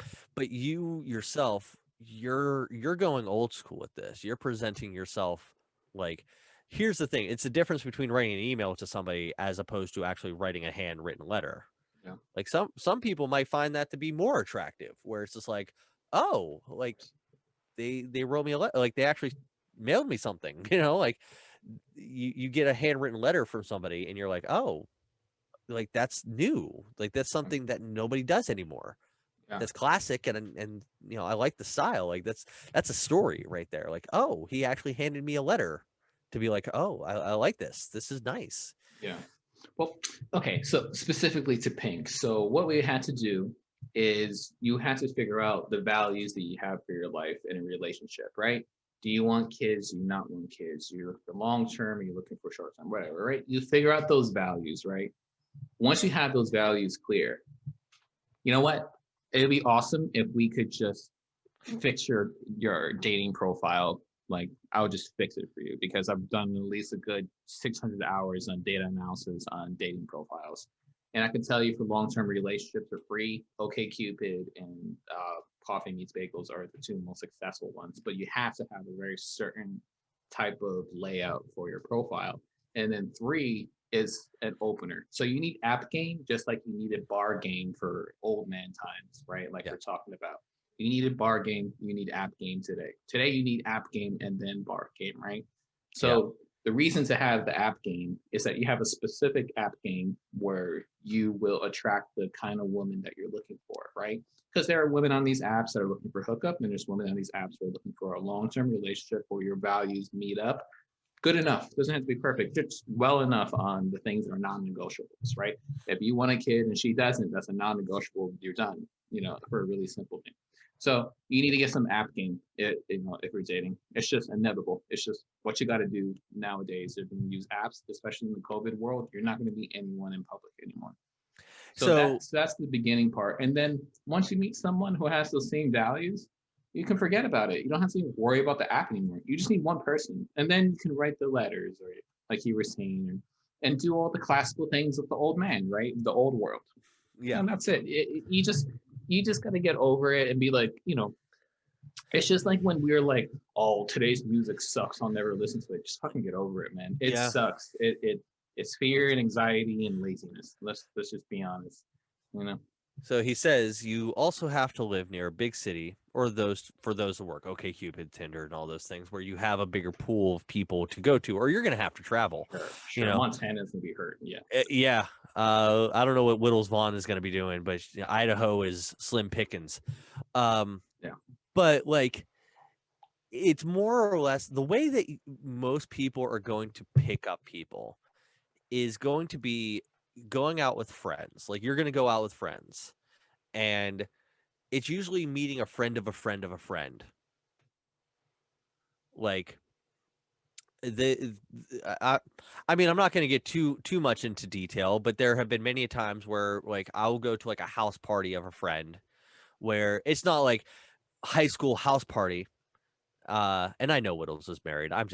She's a random thing, but you go to a random house party with a friend, and it's like hanging out, wine and cheese, or just hang out playing video games, watching a movie with a friend. And they're like, oh, I invited so and so also over, like they know somebody who's also single, and just you both come over and you just start talking. And that's one thing where it's not even like a blind date. It's just like two people come together at a common friend's house, and it's like, oh, let's, we hang out for the night and we start talking, we strike up a conversation, and then, things go from there. Like, hey, this has been fun. Do you and I want to go maybe get some coffee or something? Like you said, like they still have the swipe left mantra in their own mind. But I mean, you are now presenting yourself there. Like, it's the difference between like going on Craigslist, but actually being at the store. I'm looking at the item I actually want. I could just buy it now. Where it's like, oh, they're presenting some good game. Yeah. On that, before we go back to Pink or to what he's saying, yeah, I get it. But listen, good men and women are being swiped up from this planet. We're on planet Earth. Forget apps and no apps. We're on planet Earth. They're getting swiped up in masses because of apps, in masses. So yeah, meeting someone naturally through friends and things like that was how it always was before the internet, and is still the most successful way in this term of, I meet one person, I'm more likely to be in a long-term relationship with them than like the people I meet on a Tinder or whatever app, right? But the thing is, you're gonna cut yourself off at the knees if you're only doing that when there's an app world. It's like people who had a horse and carriage and were pissed about the cars. Like, you could still use your horse and carriage for some stuff, but cars are here now and they're here to stay. Yeah, have both games. Just have both games. Use both tools. Yeah, that's all. I'm not saying like, hey man, like you gotta pick one or the other. I mean, no, never. As Adam is saying, like you gotta fucking step up your app game. Yeah. You're a Twitch streamer like us. I know who you are. But like, it's getting to networking. Like, we're getting into the realm of like, you're networking yourself. You're when you go into the apps, you are selling literally you. You are selling you. And it's hard. It is. That's why we've talked about this before. Why men hold up fish? Like, look, I can fish. Don't do that. And don't do that. Like, present you. Like, people who are creative. Like I like some of the creative Tinder posts that people post up where it's just like, hi, my name is Michael. Here's my slideshow, and they have a slideshow of those like, I've studied the blade. I am, strong. I can run 100 miles, like people who are creative, and they're like, oh, this person is creative and funny, let's see where this goes. Yeah. I mean, look, if Pink wants to get a lot of women liking, or whoever you're looking for liking them, this is the most successful way I saw it happen when doing all my research. A guy stands here with a picture of his really good credit score. Get a good credit score. So swipe rights on him like crazy. That's not really helpful in the sense if you're looking for a good relationship. That could be some like gold diggers. Yeah. So yeah. So like I said, figure out your values. That's some really good bait, but you're not getting quality fish. Yeah. So figure out your values. You write your profile around those values. You have to have actually really good pictures. They can't be bummy, just whatever pictures. You have to put some effort into that game. Just like you put effort in your clothing when you go out. You spend money on it. So you spend money on good pictures because you're selling yourself without lying, right? Yeah. That's the whole deal. Unless you're looking to hook up, then you lie the whole time. Yeah. You got, if you're hooking up, just lie. Just lie. Because no one cares. Yeah, you're in and out in a good hour, a solid hour. Oh, good for you. And then you're a ghost. You're a complete ghost. Yeah. Okay. We give good and then also randomly bad advice. Yeah. Bad advice. Don't do that. In sarcasm. Yeah. Sarcasm. Yeah. Ghost them. Ghost the hell out of them. Yeah, exactly. Of course. So what do you want to talk about want to go for our last part of the night and talk about this comment that we got? Oh yeah. So let's see. So we got this comment. Let me pull it up here. Do you want to say the username? Do we want to talk about it? I mean, he kind of asked the question inside. No, it's public. So it's so this was on our YouTube video that's called 33 Female, Where Are All the Good Men At? Where are the good men at? So in short, there's a woman who she's very successful and she doesn't want to date older men because they may be on a divorce. She would be the second wife, or they She's may used goods, yeah, they're kind so of to speak. those guys were used goods, and she doesn't want to marry a younger man because they don't make as much money as her, right? So she had no one to date, pretty much. She put herself in that pigeonhole. So this is from Sean Garvey. So this is on our video. His comment was, the guys are not wanting the leftovers. The lady is not going to be getting anywhere. And no, we're not intimidated. That's such an old trope. And what he's talking about is that I don't remember the lady said this or Reagan said that men are intimidated by strong women, which I agree. And then the rest of his comment is, what you haven't asked is, what do men want? I don't ever hear you discussing this. See, I love this set of questions where, first off, he's like, it's such an old trope that men get intimidated by women. It's like, no, that's not an old trope. I think it's an old trope, man. I'm gonna disagree. That's think good. Men still, even if they won't admit it, they get intimidated by anything. Boys and men are a little bit different. It's not age. Oh, don't even get me started on boys and men. The big difference. Well, it's like, listen, you're 18 or older, you're a man. Okay. Not even close. Come on, just because the government says 18, you can go to war and die for your country, doesn't make sense. That's what about. Okay, so check this out. Like, you are no longer responsible. Like, your mom's no longer responsible for you. You're supposed to be stepping up here, okay, as an idea. So follow me while I say this. Okay. The boy idea, because then it goes back to the idea of boys will be boys, you know. So we're gonna remove the boys to will be boys, and it's you're now. You are a man. You are supposed to be in a world where you're now becoming, you've hit maturity. And so if you are acting in a way like, oh, no, I'm not intimidated by a woman. Okay, you're not intimidated by a woman. That's great for you. But there are men who are still out there who think in this way of, I need to be man. I need to protect women. And I need to do everything that I need to do in my power to be the best, because it is my job as the man to be the breadwinner and make sure that my woman has a house to live in and do all those things and pay for the date and all this other stuff.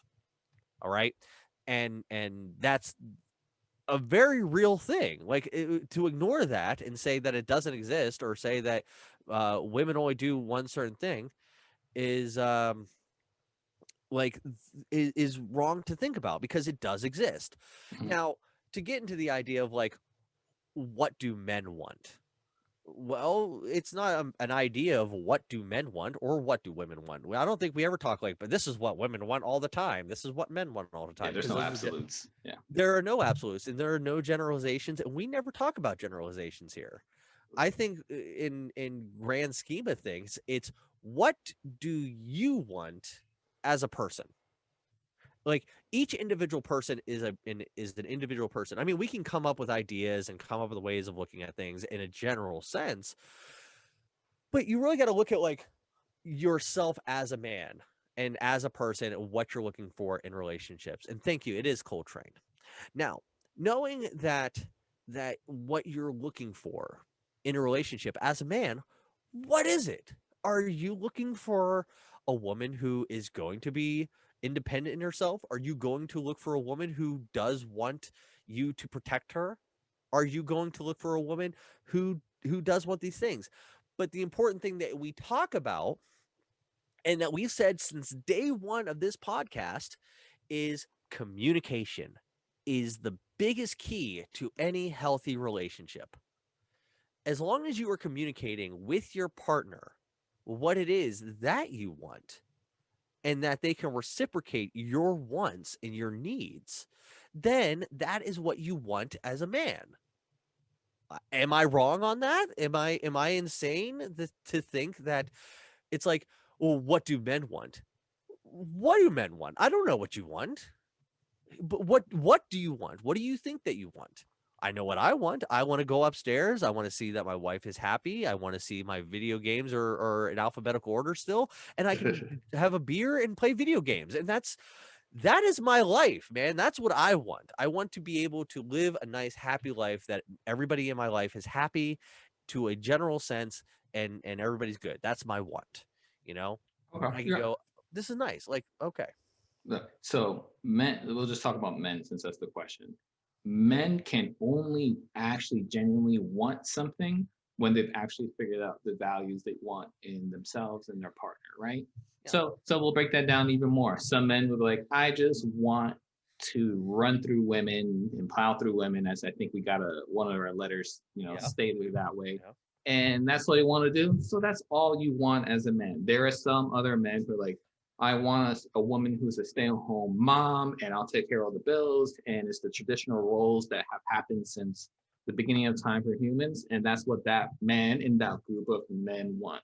And then there's the other men who are like, I need a woman who's as educated as I am, who's as complex as I am, so we can talk and think. And that's where I become aroused. And I need that back and forth, and she needs to be challenging. Yeah. And then that's what that man wants, because that's part of the value system where the guy who's just looking for a housewife will never get with the neuroscientist, right? But the guy who's looking for the neuroscientist will want, right? Yeah. So that's what does this particular man want, and what do men want? Well, men only want when they understand what the hell they want. And most men don't know what they want. So they bullshit around. They bullshit around with ideologies like red pill, MGTOW, black pill, being a simp, all those, right? From the left to the left or right of that.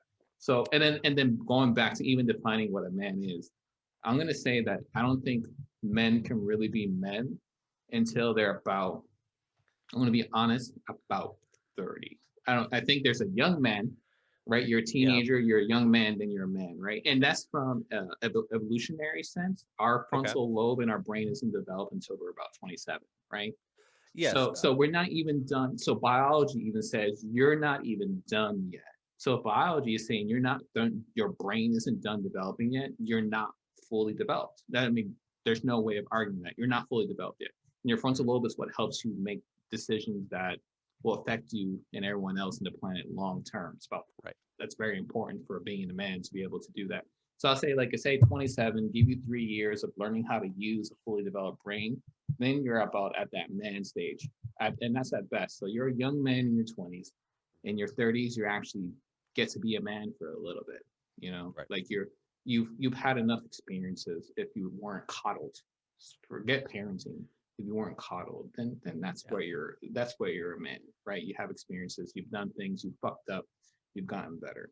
So that's what I'm going to say. That's what I mean by man or not, See, it's just the idea of like between a man and a boy, because you see these things all the time. And this is some of the things that you find on like female streamers, female Instagram posts, Twitter followers, that whole idea of like, because what happens is beautiful women post pictures of themselves, and then you have millions of comments on those pictures like, oh my God, you're so hot, oh my God, you should fuck me, like, no. And then you have the comments from the guys who are underneath that who think they're being chivalrous in these instances, where it's like, that's not a man, that's a boy, you should tell these boys to go away. It's like you're introducing this idea that boys should be boys, like that boys will be boys, and they'll just continue to do such things. Like, this is not what men do. Men are respectful to their women. Men are the ones who do these things. We should be like, it's different. Like that the idea of like boys being children should be children, where they're acting in a man-like state. They are men. We're not going to excuse them of being men. They're just horribly behaved men. And that to say like, oh no, these are boys, they're not adolescent, like they haven't developed enough yet. Like boys in men's bodies, I can say that. Yeah, you're going to give them an excuse. They're like, I'm still young and hip, and I still know what the hell, like, no.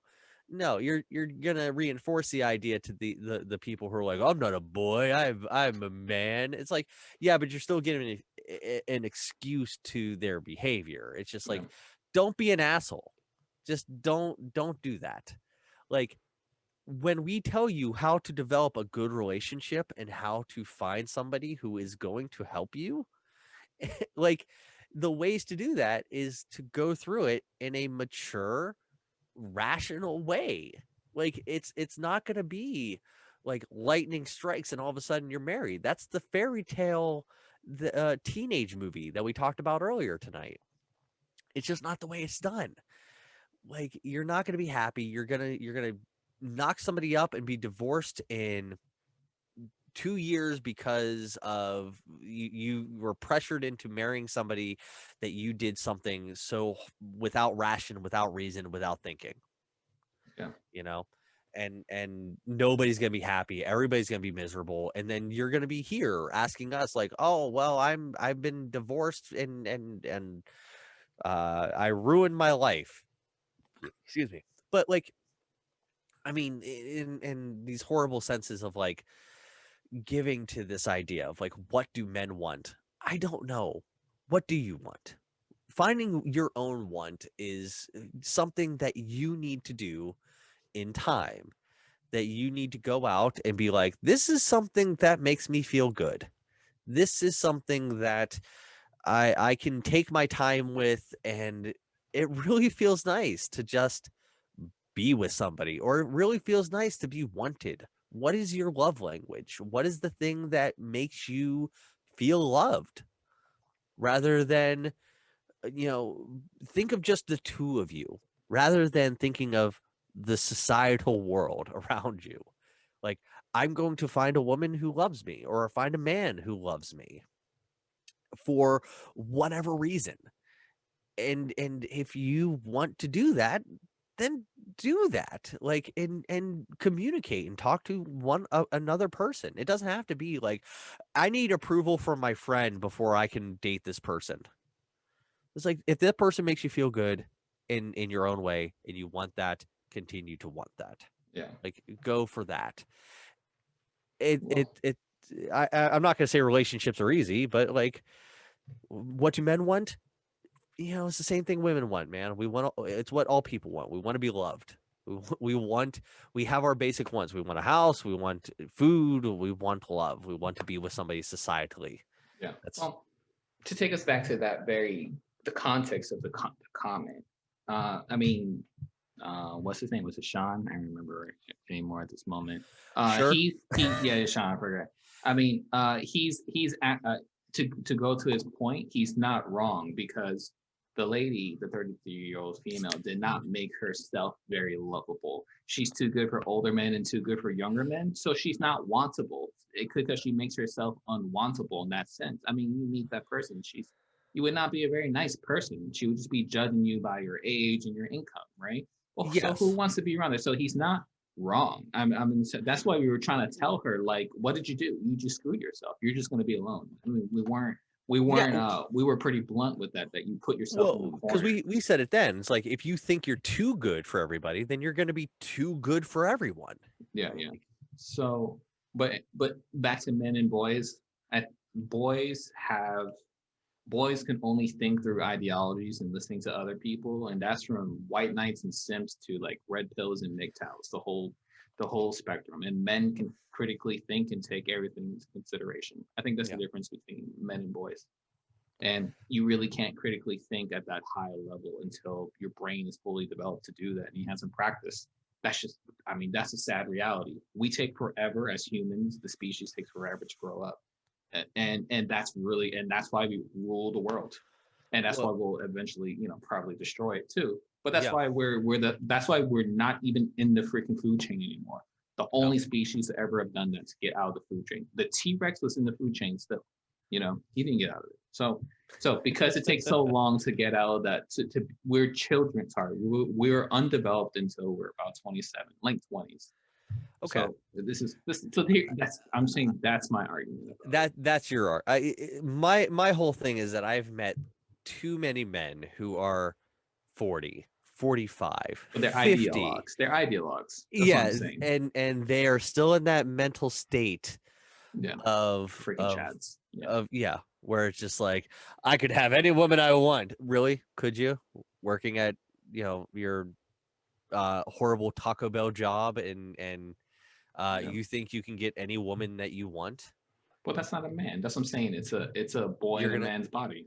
like, because so I'm gonna use a specific example of this whole thing. Okay, not to name drop, but a friend of mine works for Fox Sports. She is a sports commentator.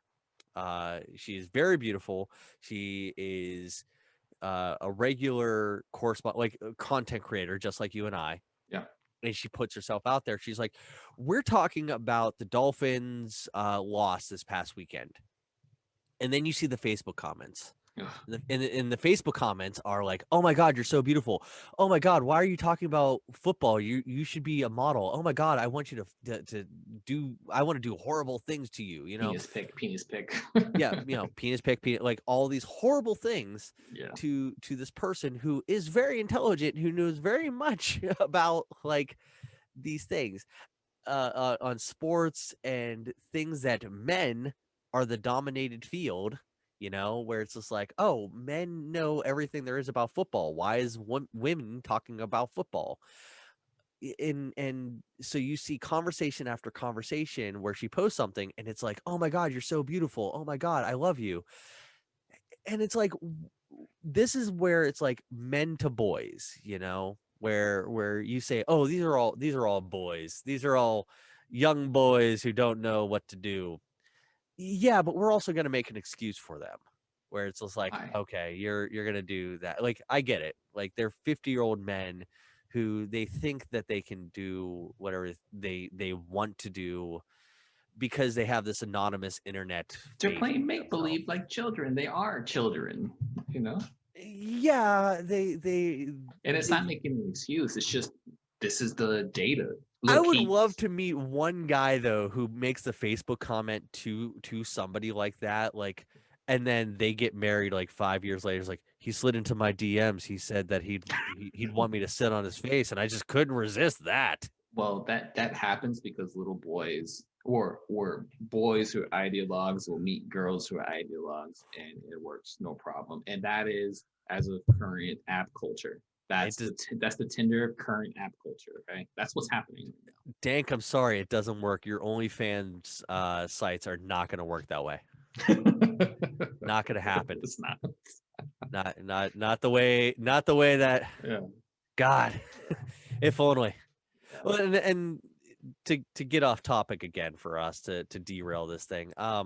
So for me, like, yes, I will admit, I talk to a lot of people who have OnlyFans pages, a lot of women who have OnlyFans pages because they're Twitch streamers, and they also have OnlyFans pages, and this whole idea of like, and they say this like, hey, I'm gonna sell my body and show pictures of myself and do sexual things because it makes me money, and I'm empowered by doing these things. And I'm like, good on you, good for you. And they get these comments where it's like, I have a ton of what you would say is like men who message me who say these things that, like, in a normal dating world, I'm repulsed by what they do, because even though that they're putting their bodies out there does not mean that they're giving men permission to say disgusting things to them, and one of them made a very good argument, which is my argument here, which is, when you say those are boys, what you're saying is essentially boys would be boys. Like, they can be excusable because they're minors. They don't know any better. They're just children. It's like, no, they know better. They know exactly better what they should be doing, but they're still acting on it. And that's the argument, where it's just like, okay, they're not developed enough to say, to not say horrible things. Like, oh no, they're allowed to say horrible things. They're boys. They haven't developed mentally enough. It's like, no. They are developed enough as like, my son, 7 years old, would never be going to a woman and being like, okay, you're gonna like, I'm gonna say horrible sexual things to you. And then when he gets old enough to not being like, listen, if you find a woman beautiful, like you don't just go to any woman in the world and just being like, hey, I'm gonna fuck you. I'm like, I want you to just sit on my face and I want a motorboat. If those were a boxer, I would bounce those things like Sugar Ray Leonard, you know? It's the idea of like, okay, you could have dirty thoughts. You can have sexual thoughts on a woman's body. Yeah. Acting upon those things, verbally expressing those things is the difference. It's having the filter in your mind where you're going to be like, shut up, just shut up for a little bit. Like, she's beautiful. We accept that she's beautiful. Like, I wonder what that would be like. Okay, just don't voice it. Like, let's have some self-control and we move on, you know? I'm gonna jerkin my gherkin later about that, you know? Yeah. We're not disagreeing. We're just disagreeing on the term, right? You're talking about boys and men in a very qualitative sense, and I'm talking about boys and men in a very quantitative sense, where I said that boys will be ideologues of any kind of ideology, and you're saying no, boys and men are this, and I was saying like 27. I gave you a quantitative number about through evolutionary biology, right? We're agreeing in essence. We're just disagreeing on how we should use these terms, right? And it's not that you're right or I'm right or I'm, but we have to at least understand the concept of what we're saying so we don't confuse everyone else. So I agree with you. I agree with you that it doesn't matter the age of the guy. So he's 40 and he's just being like a stupid asshole like that. Yeah. And in the way you define boys and men, he is a man, and we can't call him a boy because it would be used as an excuse. What I would say, I'm calling him a boy in the mental state because he's just an ideologue. His ideology would be machismo. Machismo. Yeah, someone who's machismo. Yeah, macho. Yeah. So that's his ideology that falls under my quantitative definition of a boy in the mental state, right? Here's where I kind of disagree. But it never excuses him. It says, listen, he's never put in the fucking effort to do anything. Just like the guy who's 60, never did anything, has 25 kids, and never even have a fucking job. You know, he just worked off the government for no reason but other than his laziness. So it's not an excuse. It's actually pointing out how ashamed he should be. So that's how I see it. I say when I call you, if I call you a boy and you're say 30 and up, because I'm going to give you that grace of 30 and up, and 20s, you could be stupid.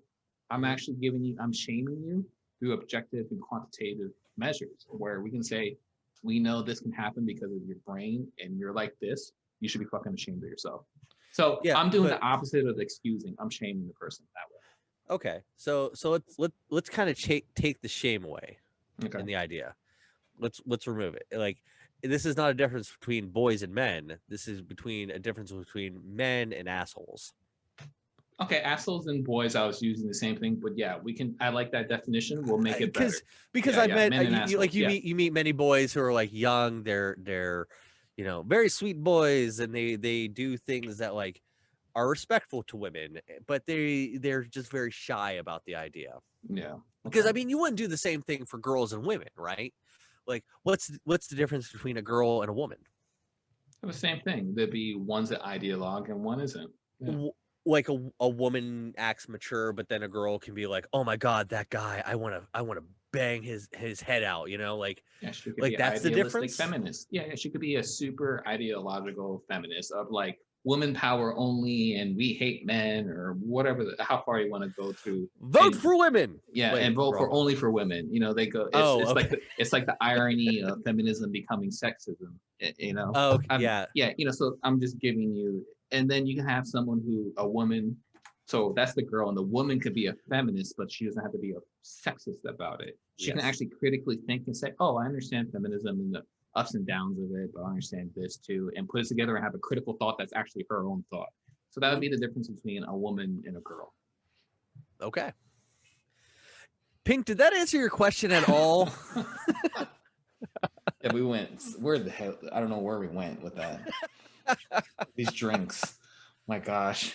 I'm only two in. Oh, buddy. I took a break.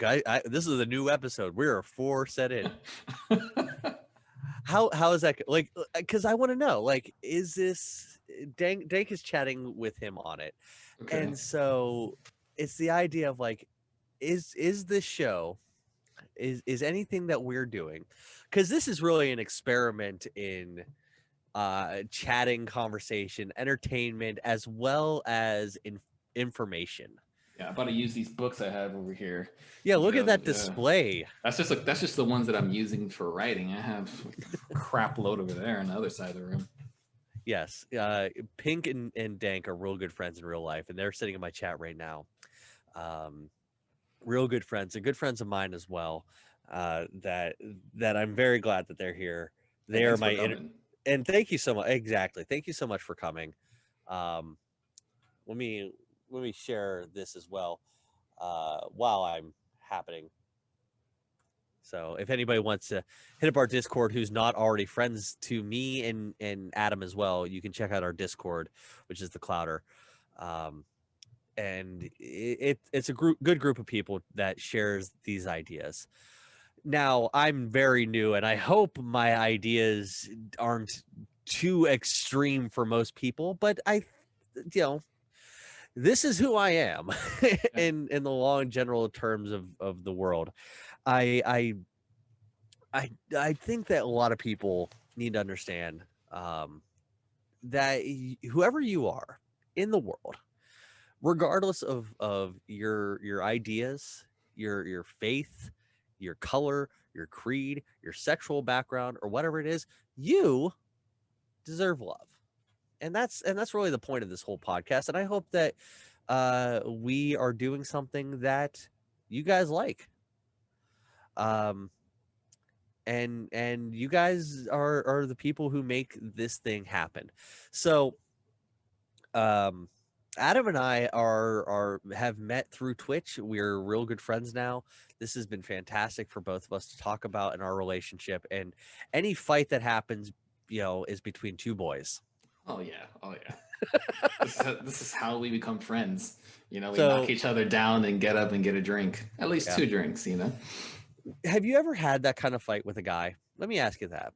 Have you ever had that kind of fight with a guy who has done you wrong, and then you guys kind of went like, fuck it, dude, you want to just get a beer and then we call it a day?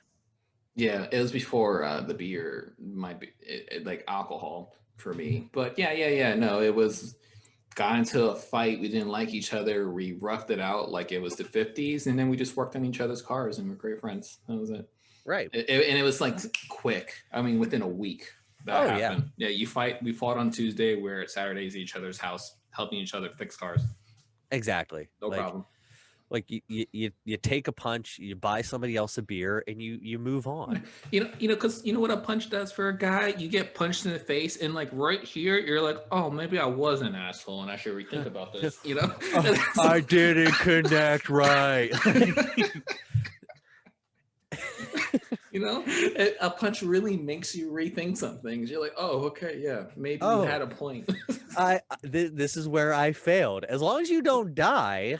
Yeah.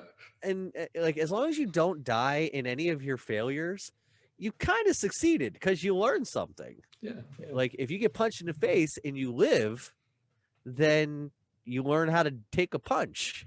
Yeah. I will say I've never been punched in the face. I missed out on that life experience.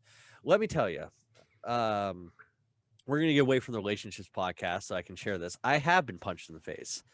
I got cold cocked. And I got jumped one time. I don't know if you can see this. These 2 front teeth are completely fake.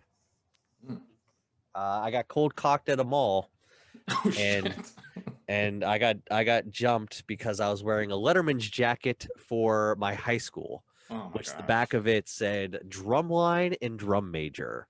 And my football team apparently won too many championships, and so another high school was mad. Is this the deep south? Like, damn, man. No, man, this was Pennsylvania. This is Pennsylvania. I mean, I got cold cocked. I didn't go down, but I held my own in the fight. Yeah. But I was like, Mike Tyson has said everyone has a plan until they get punched in the face. Yeah. Beautifully said. Hold on, let me do it. Everyone has a plan until they get punched in the face. Go have a sweet time. Oh my god. And all of a sudden, boom. Yeah, that's going to be the beginning of this video. That's how I'm going to edit that. I've been very impressed with all of the edits that have been happening. I hope some of this has been going in, some of this has been going out. Who did you get to do the intro for the YouTube? Is that Reagan? The intro for the YouTube? What do you mean? Where it goes, 2 drinks in. Oh, that's just me. I know, I've done everything. Is that you? Yeah.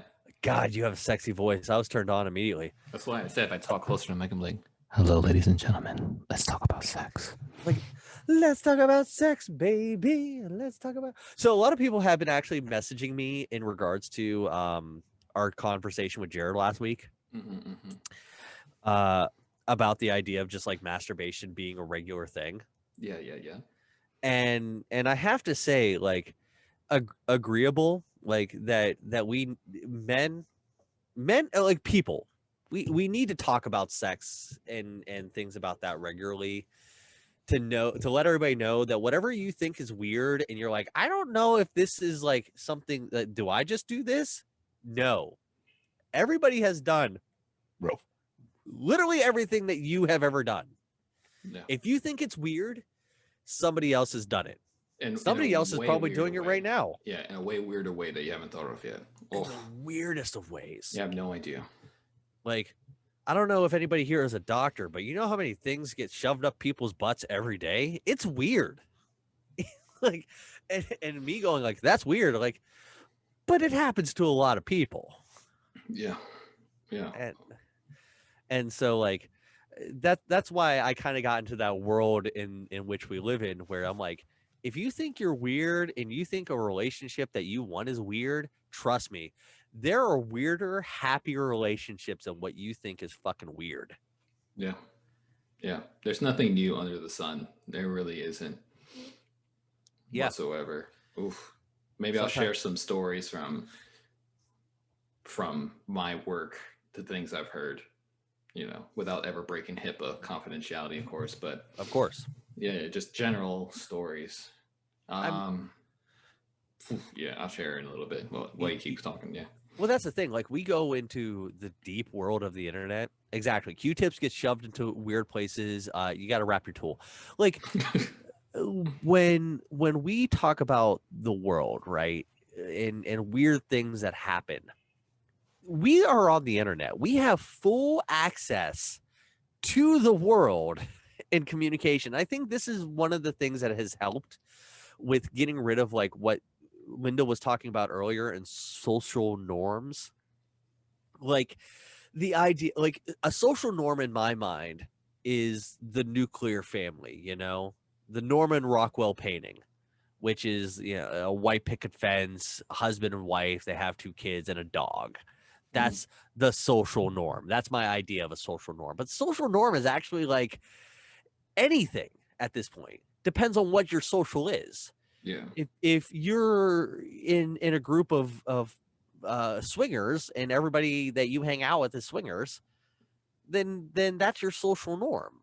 Like, if everybody you hang out with is a bunch of homosexuals, then that's your social norm. It's whatever your social norm happens to be. And so that's what I kind of like with the internet, where it's like, if you think that you're doing something weird, guess what? There's a whole Discord of people who are doing the same weird thing. Well, yeah, I think 80% that's true. So we'll say there's a micro social norm, which will say that's your close community, and then there's a macro social norm, right?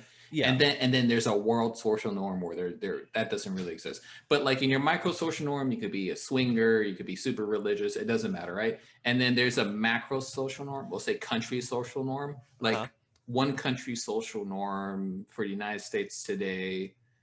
I don't want to make it political, but just to make the point, like socially, the social norm is that you're not allowed to say anything bad about Black Lives Matter. It's just, you can't say it publicly or your life is ruined, right? So that's a social norm. In your mini group, you can say something, but you say it out in the world, you're destroyed. Which it does, by the way. Yeah. I'm going to fucking say that. So a record. So that's a social norm. Like things that you're not allowed to touch or say say anything negative about. That's social norm. That's what a social norm. So I think maybe I don't know where Linda was talking about. She was talking about her family social norm or the world social norm. Well, because the idea of like a social norm. So when I imagine like people when they go into a relationship and they're like, I don't want to go against social norms. I still think in the realms of like homosexuality. It's still very much a taboo subject. As much as we would love to believe that it's not. Yeah. It is a very taboo thing still in the realm of like we're in the fucking future, but still there are people who are like, marriage only became legal 4 years ago, 5 years ago, something like that, and not very long ago that it was like, two people who are gay can be married. Listen, Obama wasn't even for gay marriage before he became president. I mean, yeah, of course. Exactly. Yeah. It's only a few years old, not decades, years. Yeah. That became a thing. And already it's being threatened, and already it's becoming a problem. Like that is a taboo thing still, that we still have to have that conversation. Even mixed relationships between a black man or a black woman with a white man or woman, that's still considered a taboo relationship. And it's like, why the fuck, or what the hell kind of future am I living in? Not in Jared's future, that's for sure. Not in my future. Like, this is bullshit. Like, why are we looking at this? Like, why are we, if we would spend more time worrying about the things that mattered, I'd have a fucking flying car, healthcare would come in an easy to swallow pill, and I can get porn literally anywhere. Well, we can get porn literally anywhere right now.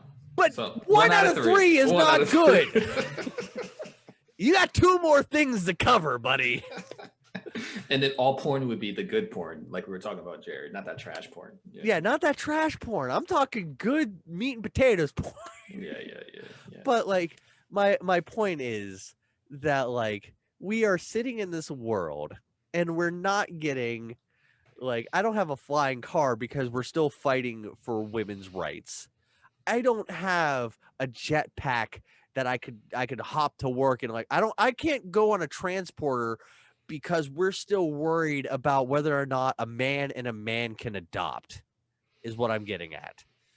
And that's some of the problems that I very much disagree with in a lot of these things. I'm not going to get too fucking crazy political about it, but just the idea of all this, even my camera, it's in 2020 and cannot stay in focus. I don't know. Listen, you know what? I'm going to throw a wrench in your theory because in essence, I agree with it. But I'm going to be honest with you. Those people who their mental status is that's all they can argue about. Yeah. They weren't going to cure cancer. They weren't going to build your flying car. They're just kind of fodder to pay taxes at that point in this grand scale. I'm going to be honest with you, because people who are building that stuff, they don't give a shit about that stuff. I don't even, you know? So Heskin has come in with, I don't even think it's, in his honest opinion, thinks it's extreme religious beliefs that are holding back a lot. I'm going to disagree. No. It's not extreme religious beliefs that's the problem. Religion at this point has become the false shield to a lot of people into why they do things. It's the crusade is using religion as the defense of like, this is why we're blocking gay marriage. This is why we're blocking abortion. This is why we're blocking stem cell research or science or whatever things. I think it's, as we've all talked about before, money talks, where it's more, it's cheaper for them to keep the idea of like, oh, we're just going to keep this fight going. Let's spend billions of dollars on a political campaign, and then we'll come to this later. Like we'll make the go-to topic happy now. We'll come back to like, and then we won't talk about it again. We've done it. What do you guys want? Black Lives Matter? Sure, why not? Like we'll support it. Okay, cool. But then nothing happens about it. They're like, all right, we'll make a holiday. No, that's not what we want. We want you guys to stop killing people. Like, hey, women, like sex workers want to be legal. It's like, all right, we'll make it a misdemeanor. It's like, no, just make it fucking legal. Like we talked about last time. It's like, don't like come up with a propaganda or a stunt to hide the fact of what's happening. Just fucking fix it. Instead of playing your filibuster game. I don't mean to get too political here, but once it's the political gates got open in my mind. I'm like, I've been drinking too much and we're just here now. Damn you, Yingling. This is what you do. Like I said, extreme ideologues are what hold us back. And that could be ideologues in political and social, just ideologues. Like, and religion can be used as an ideology, because it could be a theology or ideology, and they're very different things. Well, because here's the difference, right? The good Christian, okay? Christianity has been like the pinpoint in America where they're like, everybody's saying that Christians are doing this, and Christians are the bad ones, and Christians are the true. They're the ones who are blocking abortions, who are blocking gay marriage and everything else because of Christianity, right? Nope, and we know that's not true because that's not true. They didn't vote for gay marriage the first time around, and it wasn't the Christians. It wasn't the Christians. No. It wasn't Christianity and religion. And I will say this very easily: like good Christians, good people of religion. The good people of religion take care of people. Yeah.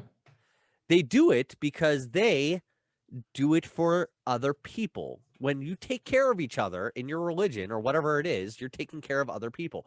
What is the golden rule in every religion? In every religion, the golden rule is do unto others as you want done to you, just said in every separate way. If I'm good to you, you'll be good to me. You know, I think is said in every version of religion. As long as I want to be treated as others, as I treat others, right? But it's when the bad Christians use some of these thoughts that get said in, or even people in bad religions, when they use religions to force their ideologies and force these like, oh, I don't like, two gays. I don't like the gays, so I'm going to force this to happen. Like, I'm going to say this because my God says to say this. It's like, no, that's not the answer. Like, you're twisting words to fit your own idea.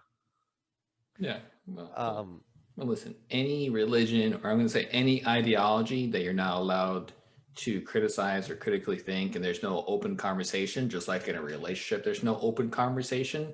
It's destructive at that point. Yes, exactly. Yeah, and that's across the board. Doesn't matter. That's not political. That's what it is. Yeah. This is why me personally, I am not atheist. I'm agnostic.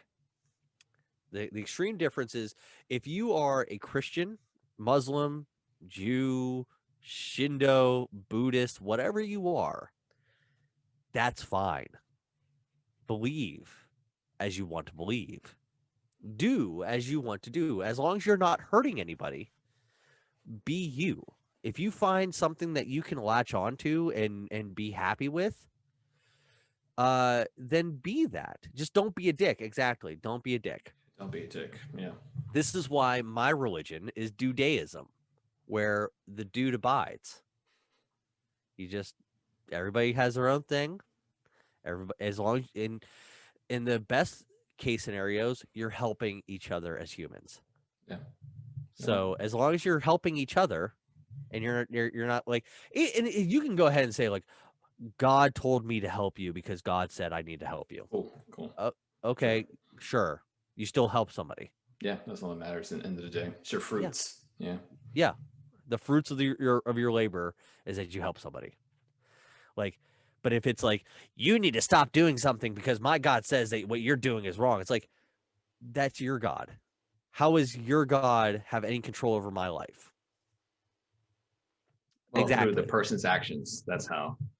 Well, because that person's now like, and this was a conversation of abortion. And I know this is going to get into a hard conversation with two men having this conversation and abortion. Don't be sexist. Well, I'm joking. It's a joke. I understand. To continue, so I was talking with Jared, our guest from last week, where he took his girlfriend to get I think it's like a 1 month shot or something in regards to like just her body. And outside was the group of people who hang outside of an abortion clinic. Yeah. And before they even walk through the door, this older woman is begging Jared to not kill her baby. Like, don't kill her baby. Don't do it. And he's just sitting there like, it's not where we're here. But why is that immediately the idea of why we're here? Why is that immediately the idea that you have that that's the purpose for us being here? They go into like Planned Parenthood. Yeah, they went to Planned Parenthood because of like, so abortions happen there. So I mean, well, because abortions happen there, but that's not what Planned Parenthood does all the time. That's not the only thing they do. That's not the only thing. Yeah, but exactly. But it's about the only place you can get an abortion in America. So it's not all they do, but it's like they also do it. Yeah. But the conversation he had with them, and I was with him one, and it was like he had a calm conversation where he's like, so you're making people feel horrible. Yeah. Even more so than how horrible they already feel about what's going on. Nobody walks in and says that this is going to be a fun day. I'm going to go get ice cream. It's like, no, a woman has like now have to feel the pain of actual childbirth in the idea of an abortion. Like everything that happens and nothing comes of it. And they feel shame. They feel hurt. They feel disgust and all these other things that are hurtful to them. And then there's a bunch of people outside who are like, you're a horrible person for doing this. It's like, yeah, but there are worse things that could happen if this doesn't happen. Like I could die. There are medical benefits to this whole thing, or I'm going to keep this person and then nobody's going to help take care of me because I was, of 100 things. And this is an extreme example of what I'm talking about because they think what they're doing is they're like, we're pro-life. We are doing this because we are extreme Christians and extreme ideologies. No failure. I don't want to be famous. Fabian, welcome on in. Pink, could you take care of that one for me? Oh God. If you don't mind. But it's that idea. I know we're getting into an extreme thing, so I'll scale it back. But just extreme ideologies on a lot of things, talking without listening has become such a problem. It's just don't be a dick. Oh, for that one. You got it. Thanks, Pink. Just don't be a dick. Like it's not it. Treat everybody as your best friend is the idea.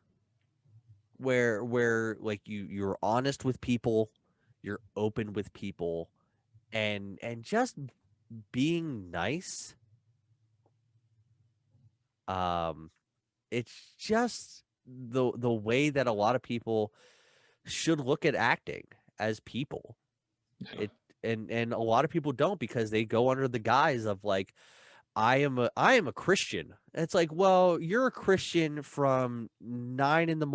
until 11 a.m. at church, where you're shutting up and you're listening to a pastor tell you how to be a good Christian. And then the second you walk out the door, that's out the window. Yeah, no, and it's not just I'm a Christian, I'm a Republican, I'm a Democrat, whatever. Like we said, extreme ideologies.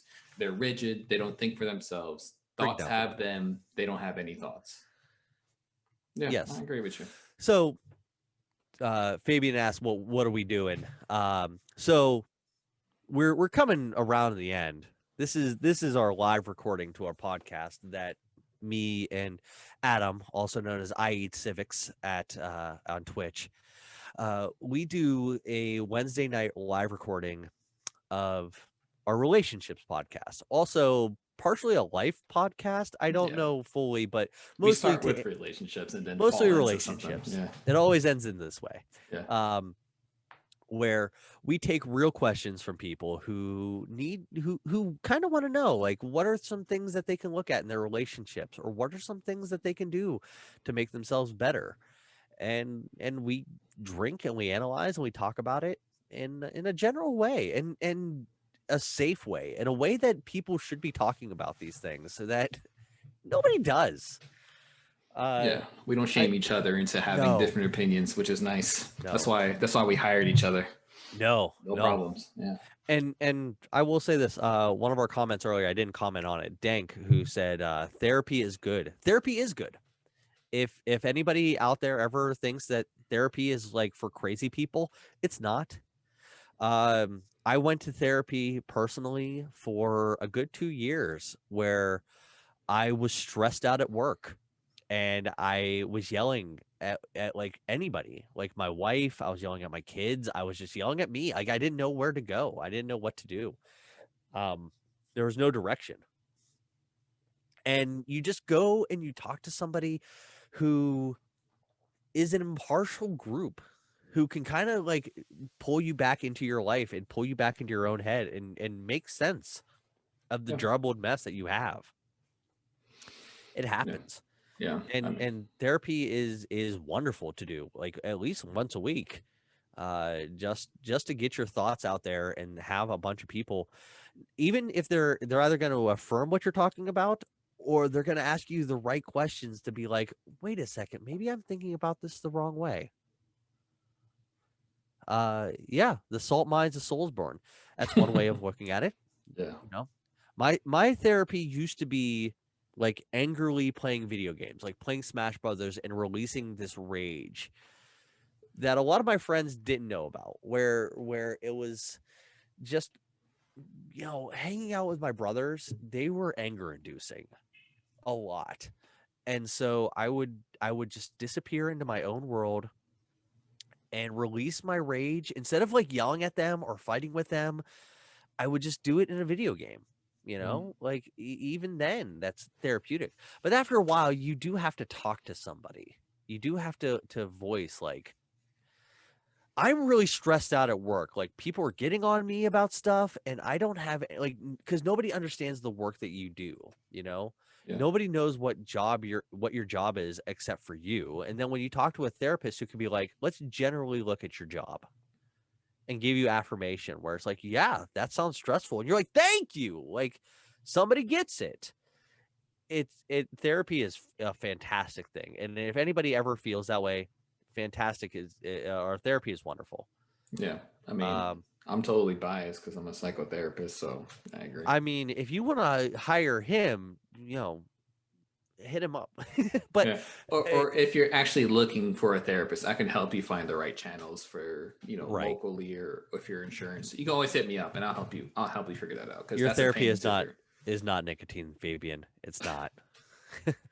That is a something that you hold on to. I won't even get into nicotine. Don't do that. Nicotine's bad for you. But I mean, just doing things that talk, like when you openly talk about these things and without shame to yourself, is such a stress reliever. And knowing that, like, me and Adam here are talking about the same things that a lot of people are talking about in their own lives, or they're afraid to talk about in their own lives, is such a release for a lot of people. My very favorite moment of therapy didn't even come from my therapist. It came from asking, when they say don't meet your heroes. I met one of my heroes, and I got to ask him any question in the world, any question that I could think of. And my question was, have you had any regrets? Because one of my things was regrets. Like, I regret not being able to work with this person, because I could have worked with my hero on a job and I didn't. I was like, do you ever have any regrets like that? And he's like, you can't ever get back any problems that you've ever had in your life. He's like, there's 1,000 things that have gone wrong in life and you can't ever get those back. But the best thing that you could do is turn those things that have made you miserable in your life into successes of other things.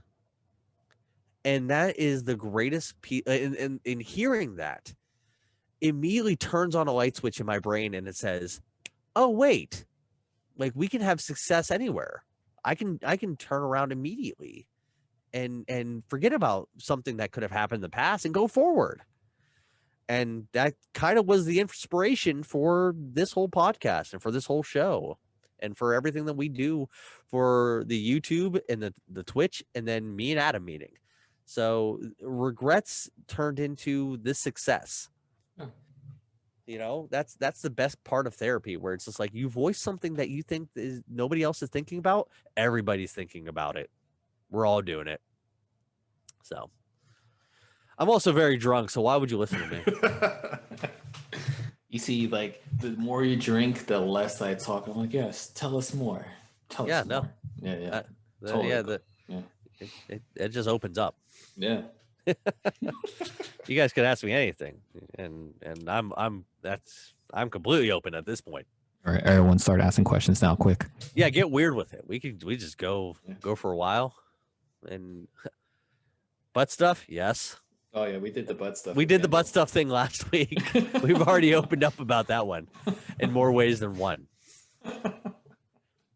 So, I mean, because my life is an open book. I mean, I'm not hurting my wife. I'm not hurting my kids. I'm not hurting anybody. And like, you can just do. And if anybody in my group has ever come to me and been like, that's kind of weird for what you're doing, let's make fun of him for doing a thing. It's like, do I really want to be a part of that group?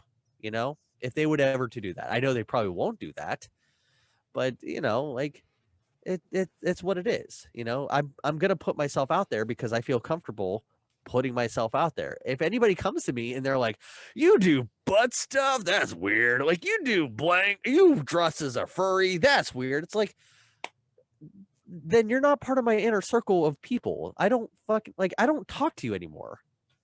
Yeah. Like people from high school who come in and they're like, oh, well, yeah, I remember you in high school and you're blah, blah, blah, blah. I'm like, that was 15 years ago and I haven't talked to you since. I don't give a shit what you think. Yeah. Do you pay my bills? Do you own my house? I don't give a fuck what your words are to me. Yeah, like, you're irrelevant. That's been one of my favorite words that I've learned, because I've been in my own analysis of therapy, but psychoanalytical therapies for 12 years or something like that. Yeah. Irrelevant's one of my favorite words that I had to learn. Oh my God. Like, drilling out the Facebook, like, cause this is my new thing, is cleaning up my Facebook, you know, because my Facebook I have been on Facebook since Facebook. Jesus. So like what, 04 or something? 04. Like that? 04. My first day of college in 2004, my RA came to me and he's like, hey man, get to facebook.com, sign up for this thing. It's only for college students. But that's how we're going to communicate to each other. It's this new thing. And that's way I can post, like, when events are happening or things like that. It's really cool. You should go check it out. And there were 34 of us in the entire college who were on Facebook. Yeah. Damn. Like, only 34 of us. And I was like, this is stupid and weird. And I don't even know, like, any of these people. It's just, I know my RA and that's about it. I don't know any of these people. And we just kept going, you know? Mm-hmm. And just no, like, and then when it opened up to being like, oh, you can meet all of your friends from high school and everything. And I look at my high school yearbook from 2004 and I'm like, I don't remember any of these people. Yeah. This person graduated with, why does that person have 3 years? Like, who was that? Like, what class were they in? Yeah. You know, like, it doesn't matter. It really doesn't. Unless you live in a small town where you graduated with 5 people in your yearbook, Oh, that was James from AP Bio. Oh, okay. Yeah, I fuck him. Like I I hope he got the 3-year thing cleared up, but like, Jesus. Like, I look at my yearbook constantly and I'm like, I have no idea who half these people are. And then people like share with me famous people who graduated from my high school, and I don't care.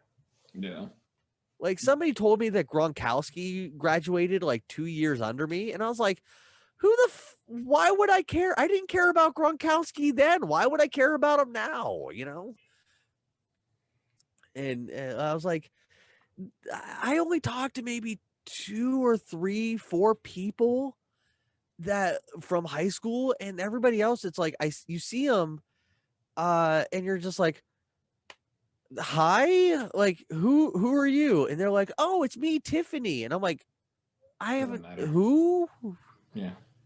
What have you been up to? You know, like when we get into like, I later on we'll have to have a conversation about like the 10-year reunion, the 15-year reunion. Like we did ours a couple years ago, and so many people asked me if I was going, and I was like, no. Why would I go? I have Facebook. I can see everybody. Yeah, I've never gone to any, and I don't plan to. I just don't care. Well, one of my friends was like, oh man, I can't wait to go because I'm going to rub it in everybody's face and blah, blah, blah, blah, blah. I was like, you have a very unhealthy lifestyle. Yeah. I was like, if you're hoping to rub in that you are a successful person to the people in high school, you're holding on to a lot of shit out of high school. You have no sense of self then. Yeah. Like, because I had friends in high school who I was like, oh man, I haven't talked to that person forever, and I hope they're doing well. And I maybe messaged them, and then we reconnect, and we're like, oh, in the past 10 years, you have developed into a wonderful person. I'd like to continue talking to you. Yeah. But at the same time, there are people in high school who I'm like, oh, you have developed into a horrible racist, and I would like you out of my life. It's one of the like, how is this the life? Well, most people are well, okay, statistically, most people are below average. 49.999% of people are below average. So that's why so many people are like that. Yeah, I think Dane kind of puts it into a good perspective here, where he says that he went to his reunion. It was cool to see some of them, and it is cool to see some people who you kind of still connect with. And you're like, oh, this guy who was in my class, like, good to talk to you. To be honest, you get to see that, and it's good to see that, and then you realize you have it pretty damn good. Because a lot of the people kind of fucked up after that, and you focus on those people who, like, because then it becomes a gauge, right? Where you now have something to compare yourself to, Yeah. where you're like, oh, at least I have a house, and I didn't, I don't have 15 children from 9 different people, and I can't afford a car or a pack of cigarettes. Oh, I've really screwed up my life. Like, it's not. It's like the comparison. It's just having that comparison to people that is unhealthy. That I think we all fall into, especially being on Twitch is a hard thing for a lot of us, and YouTube and any content creator, that we compare ourselves to other people too often, and we're like, oh, I'm not succeeding because I don't have this many followers, or I'm not succeeding because I don't have a house, or I'm not succeeding. But then we see other people and we're like, we're better than that guy. At least that's happening. Like, yeah. I think Reddit had the best shower thought where it's like, guaranteed somebody in the world is having genuinely the worst day ever.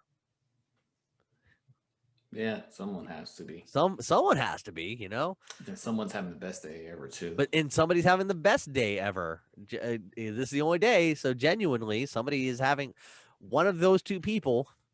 So, give me a minute because the beer's still going through me, but this is getting hot because I want to keep talking about this. So, okay, give me half a second here, and we're gonna be right back with everybody else. Oh, I'm loving when he's drunk. Oh.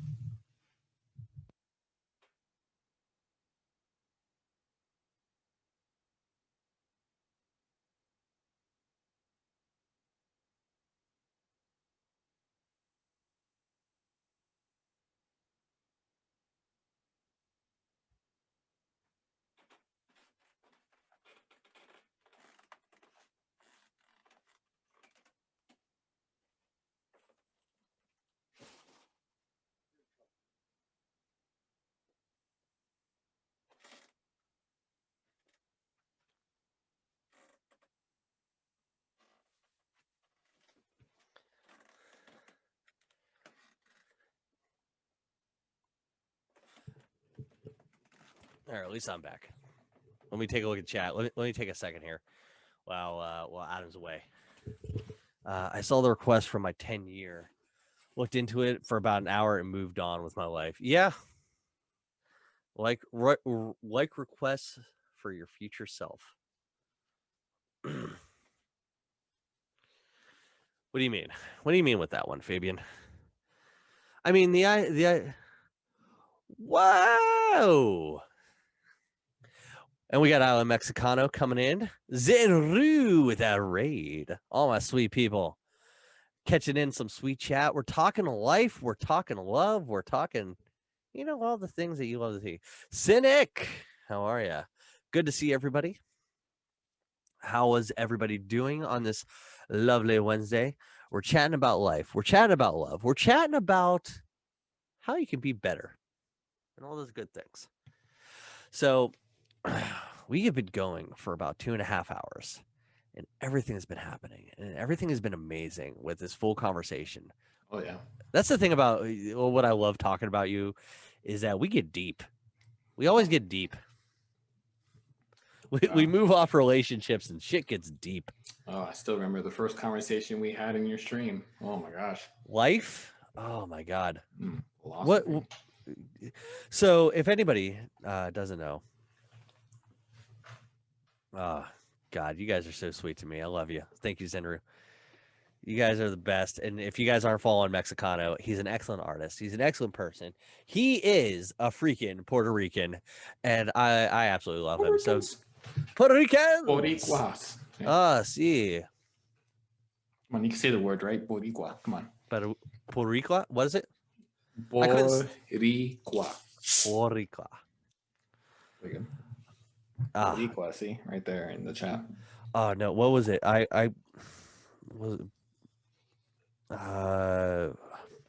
was the term? I'm trying to remember it because I was taught it. It's horny man is the word, is what the term is. Term for horny man. Aracho, yes. That's it. Oh, okay. Well, because I worked in an office I had 2 Puerto Ricans who they would talk to each other regularly in Puerto Rican and Spanish. And I'm like, what are you guys saying? Because they would just go. It would just be like, yeah. Like any sentence you could say, but then my name would slip into their sentence. Mm-hmm. Where it's like, and I'm like, what's up? Did you hear gringo in the middle of that too? Well, I know what gringo is, but they weren't Mexican. They're Puerto Rican. I know gringo is a Mexican thing, but I'm like Spanish people. Yeah. Well, but they would just start talking, and then my name would slip into the sentence, and I'm like, I know you can't fucking. I know Lube is not a goddamn. Yeah.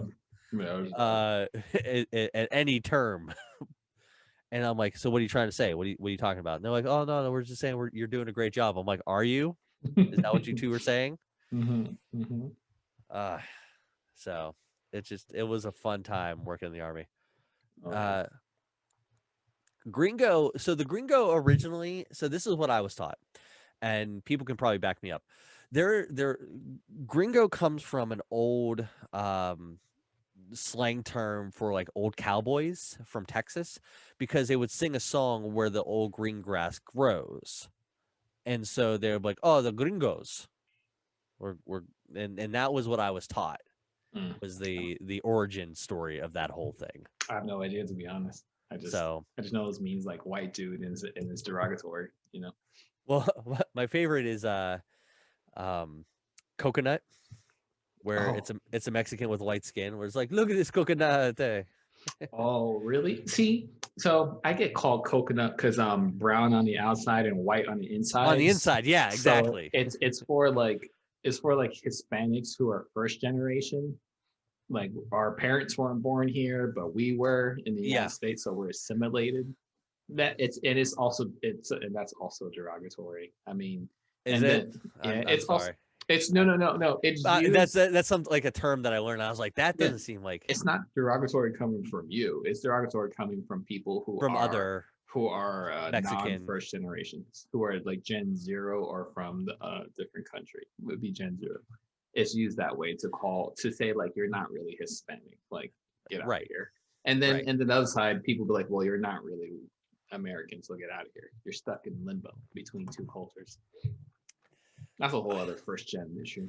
Hey man, that's the best thing about me, where my mom was adopted, so I had no idea what my nationality was for anything. All I know is that I was lacking of melatonin. Melanin. Melatonin means I can sleep easily. Yeah. I'm like, you have sleep problems, sir? No, my melanin content is light. So that was the only thing that I knew for a very long time. And then my mom did a 21andMe and found out that we're like Welsh Irish. I have 1% of the African Ivory Coast. So she was like, oh, you actually might have like 1% African American in you. And I'm like, oh, cool, neat. Yeah. Do I get to go to the picnic? Because I'm gonna remember the seasoning, because I know not to fuck that up. Yeah, that was more than Elizabeth Warren had of native. So hey. Yeah, at least I don't claim to be like Apache. You know, I'm just. Yeah, we immigrated with everybody else here. I don't know. Like in America, let me say specifically America, it's like who gives a shit about that stuff now? We're such a melting pot. I could understand if we're in Norway where everyone is the same, and then you put a Puerto Rican in Norway, you stick out like a sore thumb. I get it. Or you go to China. Hey, you know what? You know what? This is what I realized in the last Olympics. I was like, I looked at every country, their Olympic teams. I'm like, oh, every country except us we're the only ones that have a mixed team. Like everyone else is like the Chinese teams are only Chinese people, Well, we're pretty good, or we're a minority of that, where it's only us and England have had a mixed team in the last. Yeah, because like in that the sense of things. My favorite though is that you remember Jared last week, right? And for those who don't know, my friend Jared is half black and he's half white, but the white half is also like mostly Jewish. Oh yeah, that's right. when he was, I think, 21 or so, he got cited for drunk in public, and the police officer, when they wrote the citation, could not figure out what his ethnicity was, and instead of just writing black, they wrote Puerto Rican. That's fair. Because is that fair? Because it happens. I'm saying, like, yeah, I could see that this happens. If you don't know, just say the Puerto Rican. Well, here's the thing. Like, all of us were so blackout drunk, and we're just like, we woke up the next day, and he's like, hey, guys, I got a citation last night. We're like, did you? And we're like, that's weird. And we're like, what happened? Because we were all together. Yeah, I mean, a lot of Puerto Ricans are half black. I mean, we're native and slaves put together, or native and the Spanish. So the lighter Puerto Ricans are the Spanish, the natives are, and the darker Puerto Ricans are the African. So it's that's what I'm saying. Like, it's actually kind of fair, like in that biological sense, but it's fucked up for it to happen. I guess. I mean, like, because we're looked at, we're like, are you Puerto Rican? Do you speak Spanish? Like, are you fucking? No. Yeah. Are you holding out on us? I'm like, really? You picked from the small island, like out of all the, of all the places. Well, that was just like, I guess they're not talking about you because you're clearly not Puerto Rican. I'd fight that in court. Yeah, I'm like, this was some Puerto Rican guy. I didn't have a leather jacket on. I think he fought it in court and won because the cop didn't show up. But he was just like, yeah, man, that's not me. I don't know what Puerto Rican you were yelling at. Okay, but. I don't even know what to tell you. I would like, yeah. I don't even know. I couldn't tell you. I don't know. That's just, as you can see, I don't have that complexion. Yeah. Which is also like, it's a problem though here in America, because a lot of people who have similar complexions to me think that they can reveal their inherent racism to me, and that I'm going to be cool with it. Yeah. You know, because like I told this in my stream a couple days ago, where people were like complaining to me that they're like, I used to work mall security, and as I worked mall security, I would drive the mall van around, and old ladies would forget where they parked, and they would just like have me drive them around, hitting the panic button to find their car. And then they'd be like, "Oh, well, somebody stole my car. I swear to God, like those people stole my car." And I'm like, "Which people? Those people? Who are you talking about? People who don't share a skin color like you and I." And they're like, "You know who I'm talking about. I know who you're talking about. You can get out here at the Cheesecake Factory and find your own damn car." What? Like, yep, bye. See you later. Like, that's not my job. Like, those old ladies, those little old ladies, and that's the life they grew up in, you know? Yeah. And it's a pain in the ass, and I hate it, because like very many a time, too many people who are like, "Hey man, you're in the army, and therefore you hear what I'm saying when I have my Confederate flag and my Trump support and my everything else going on here." And I'm like, I don't, because you're dumb. Because the reasons that you're talking to me is you're dumb. Like, I don't get it. Like, why are you assuming this? Did you just assume my race, bro? Like, I went to, and anybody in America, I went to Woodland Hills in Pennsylvania, Woodland Hills High School, which was famously on the news a couple years ago for a white security guard beating the shit out of a black student. Mm. We have a 70% black to white ratio for our students. I'm like, I went to a predominantly black school in where I'm at. Like, yeah, I get the problem. So like, hearing people talk and understanding, like, when you talk to people and you grow up in that world, you're like, yeah, they fucking have to deal with bullshit every day. What the hell? Why is this still a problem? Didn't we fix this like 70 years ago? Like, and it's like, no, we didn't. We put a Band-Aid on it and said it was good. I don't know. I don't know what to tell you. I don't even know what to tell you about it. That's why we gotta get Jared back in here. Yeah, I mean, what was it? Daniel Tosh. He said to fix the racism in cops, only allow cops to be black and firefighters to be white. I mean, so that was his solution. Hey, I've got the perfect solution. Kick people in the dick. And that's it. Not different Jared. Jared. Different Jared, Fabian. This Jared's black and he has a big afro. Hey, that's my Jared. Half black. Don't be racist. He's black. Yeah. He's black like Obama's black, right? Half. Yeah. Like Jewish mother, sweetest woman in the whole world. Grandmother's absolute sweet, and everything else.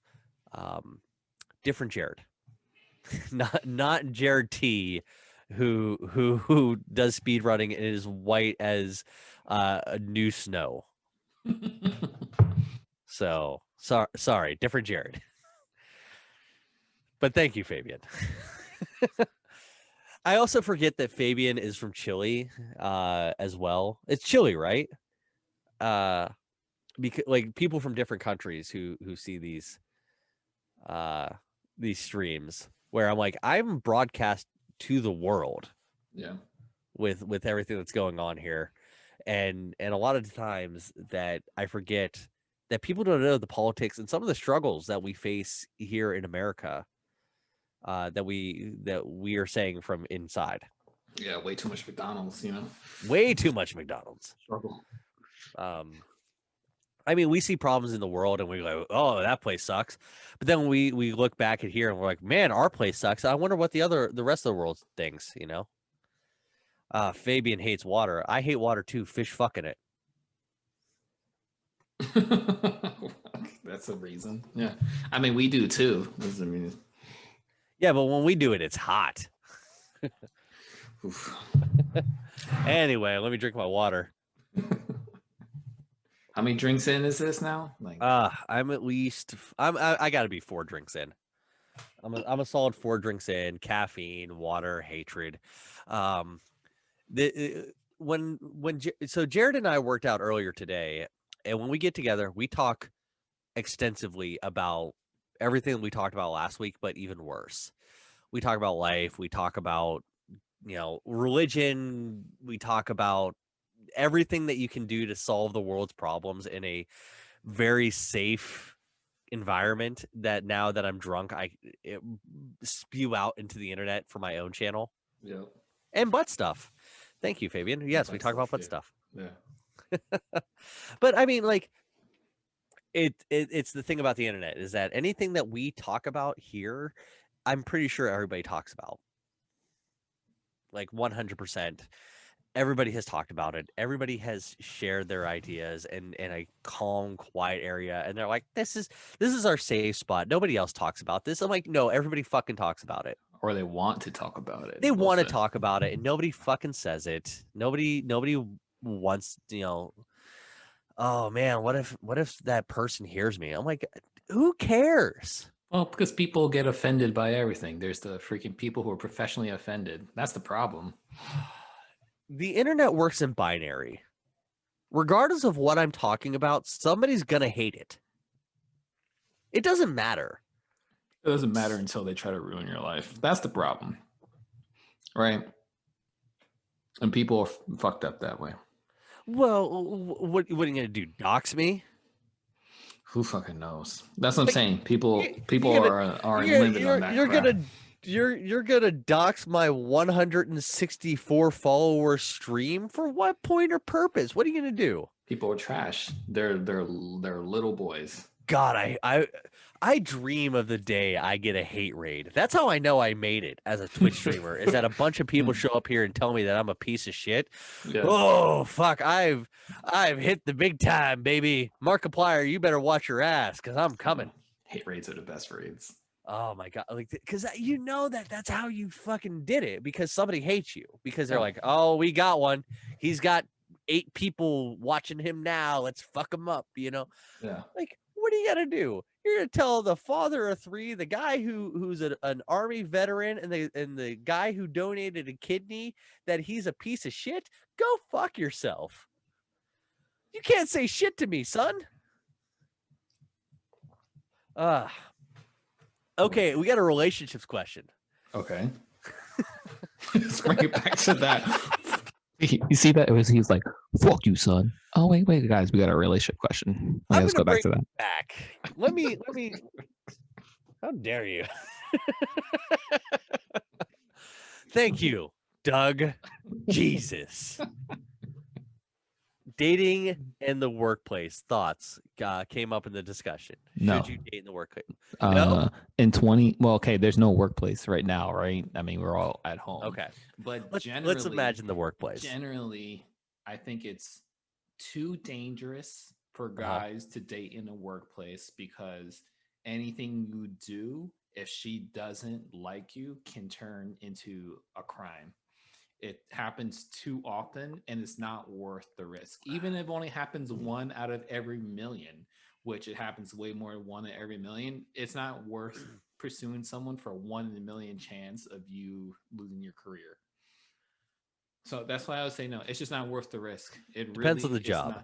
I mean, look, no. They're always going to say some kind of power dynamic. If you're above her or she's above you, it's just not the right. It's not the right zeitgeist for that. I don't think you really do it. And you know what? Men and women have only been working in the workplace together for what? Since the 60s? We don't know what the fuck we're doing still. We really figure it out. We don't know how to deal with it yet. Yeah, we have to figure it out, but we're not. I'm just saying we're not good at it yet. So no, this is it depends. And it depends where you're at.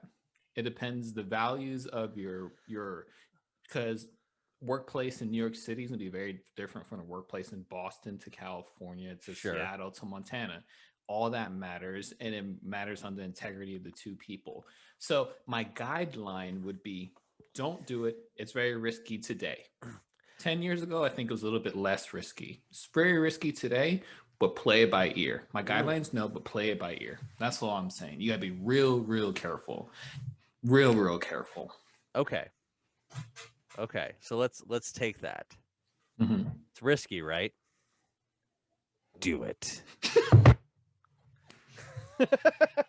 Let me take everything that you just said and throw it out the goddamn window. And what happens if it goes wrong? Come on, that's such a mess. Wrong, that's such a mess at work. Okay, then this is what I'm talking about. Don't shit where you eat. Don't shit where you eat. You know what? Don't dip your pen in the company ink. Is that what they say? That's the fucking guideline for everything. Is it worth the risk? You got to do a risk assessment already with that crap. And and this is what I'm talking about with earlier, where this is the fear to caution factor. Okay, you could be afraid to move in on somebody who, if you're working at the same job, then you are both in an area where you have a common factor. You have something that's in common. Okay? You both have something that you could talk about. You have something that you are both working in. Yes, there are dangers to working together, and then the relationship goes sour, but then you still have to work together, and then you have to blah, blah, blah, blah.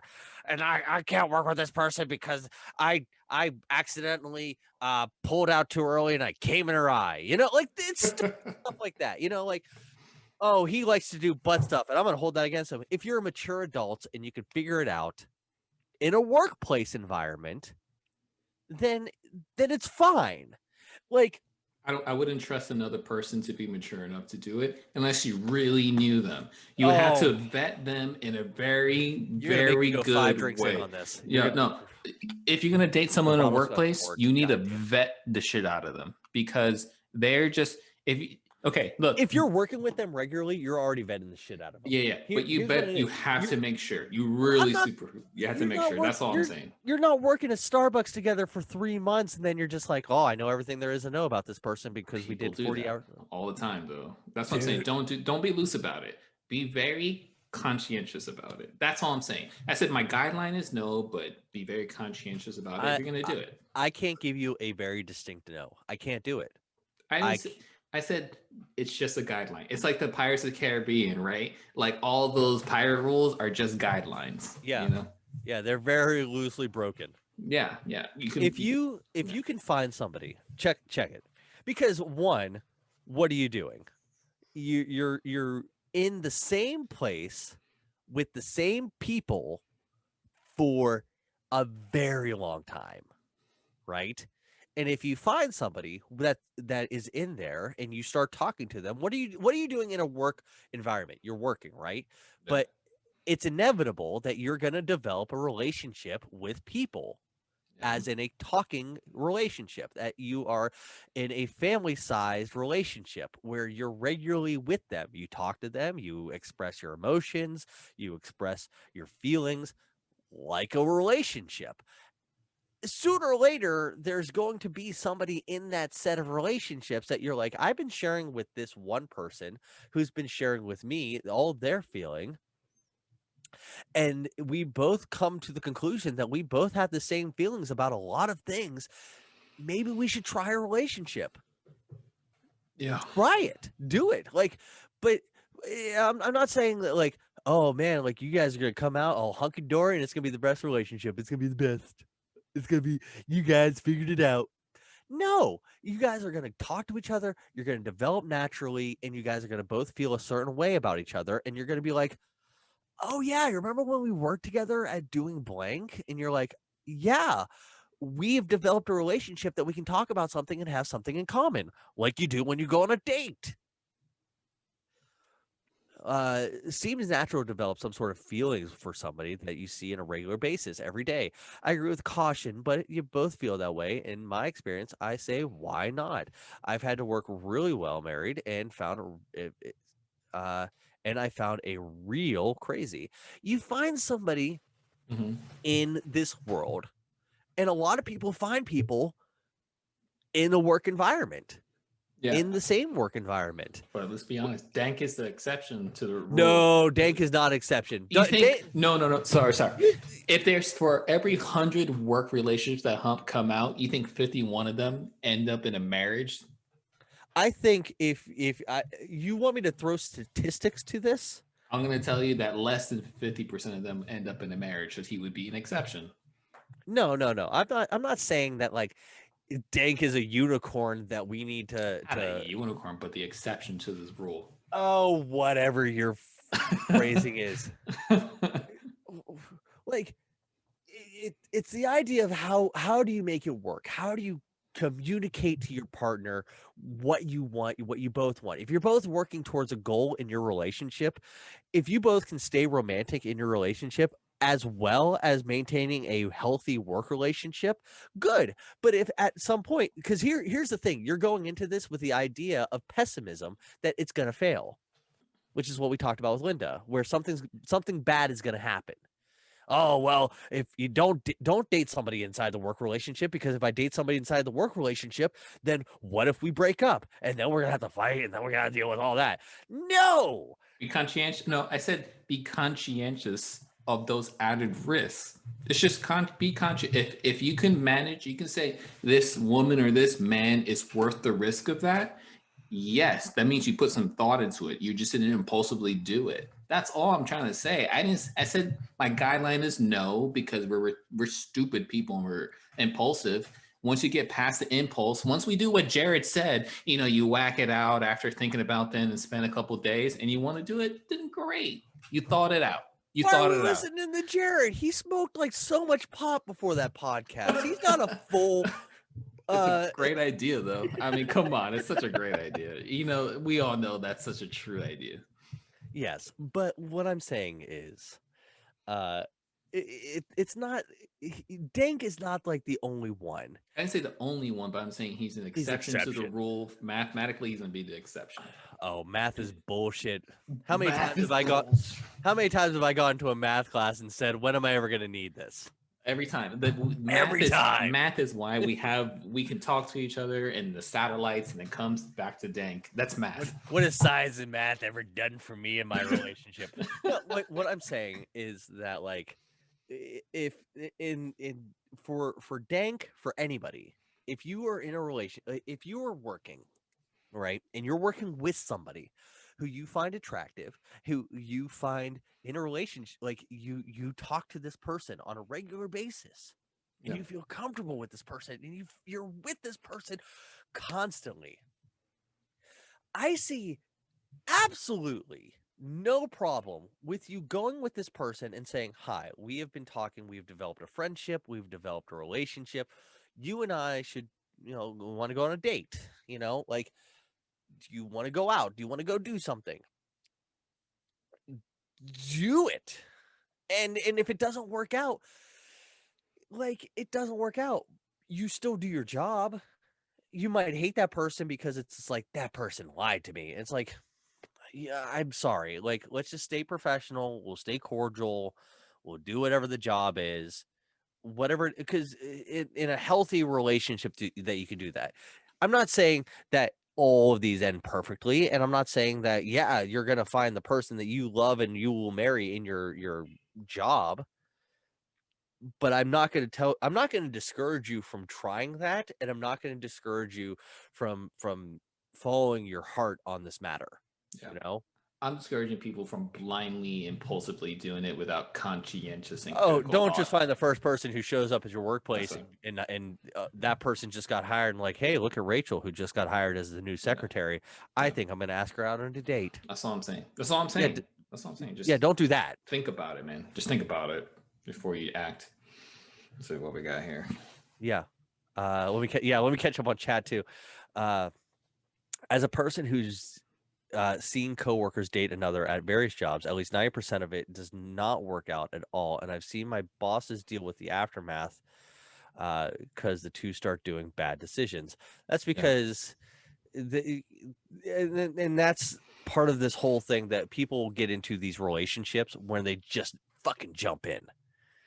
This is where Adam's talking about, where it's just like two people get together and they just hook up and they fucking do whatever. I think even well intentions that happens. Yeah, but Valid then question. Yes. yeah. Kids or adults. And then it boils down to the main theme that we've heard over and over again: communication. It doesn't work as humans. Emotions cause napalm at the workplace. Emotions at the workplace. Emotions. They're inevitable. They're gonna happen. They are. There's no way to not deal with it. You know who I'd love to have on this conversation when you talk about relationships in a workplace? With the goddess lady? No. Who had a work relationship? Oh Jesus! Let's get Reagan back. Let's get Reagan back in here. Call her up. How'd that work out for her? Well, because she but like, yeah. And that didn't work out very well for her. That was actually really brutal for her. It was fucked up. It was fucked up. It's fucked up. But let's also look at some of these ideas in relationships of like how people perceive them, that they're the end of the world, right? That people who go with these issues of like, this is the boyfriend who did me dirty and I will never love a man again. Yeah. And things like that. It's a lot of the times that we go into these relationships and we think that we're gonna find love with this person. Yeah, do what you're gonna do to try to get the love that you want. Be the best that you are. But like a lot of the times, like work relationships can work. I've seen them work. I've seen them work a lot. Yeah. Like where Mexicano Dave says, hey, 90% of the people that I work with fail. Well, 90% of the people I work with succeed. So I guess your math goes out the window, doesn't it? Like, I guess we're on par.